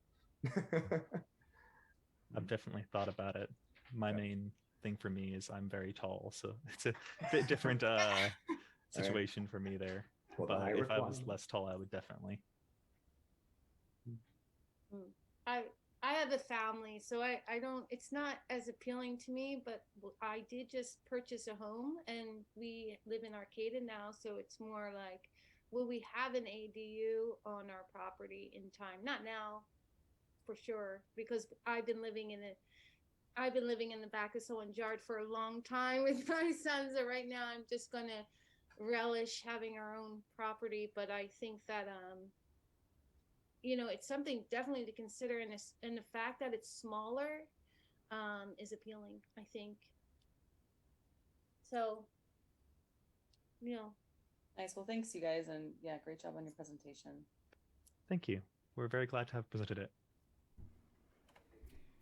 Congratulations on your graduation. Congratulations. Thank you so much. Thank you. Thank you. Thank you for your time. Yeah, thank you. And congratulations to the new homeowner.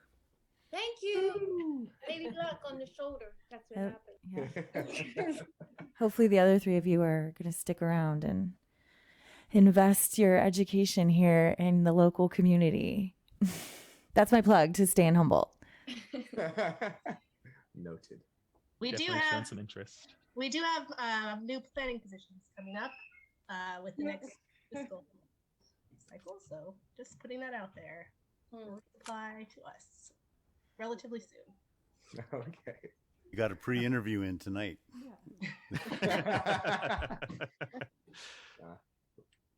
was awesome. Thank you guys so much. It looks like we're going to move on to adjournment after a less lively meeting than anticipated. So thank you, everybody. Thank you. Thank you.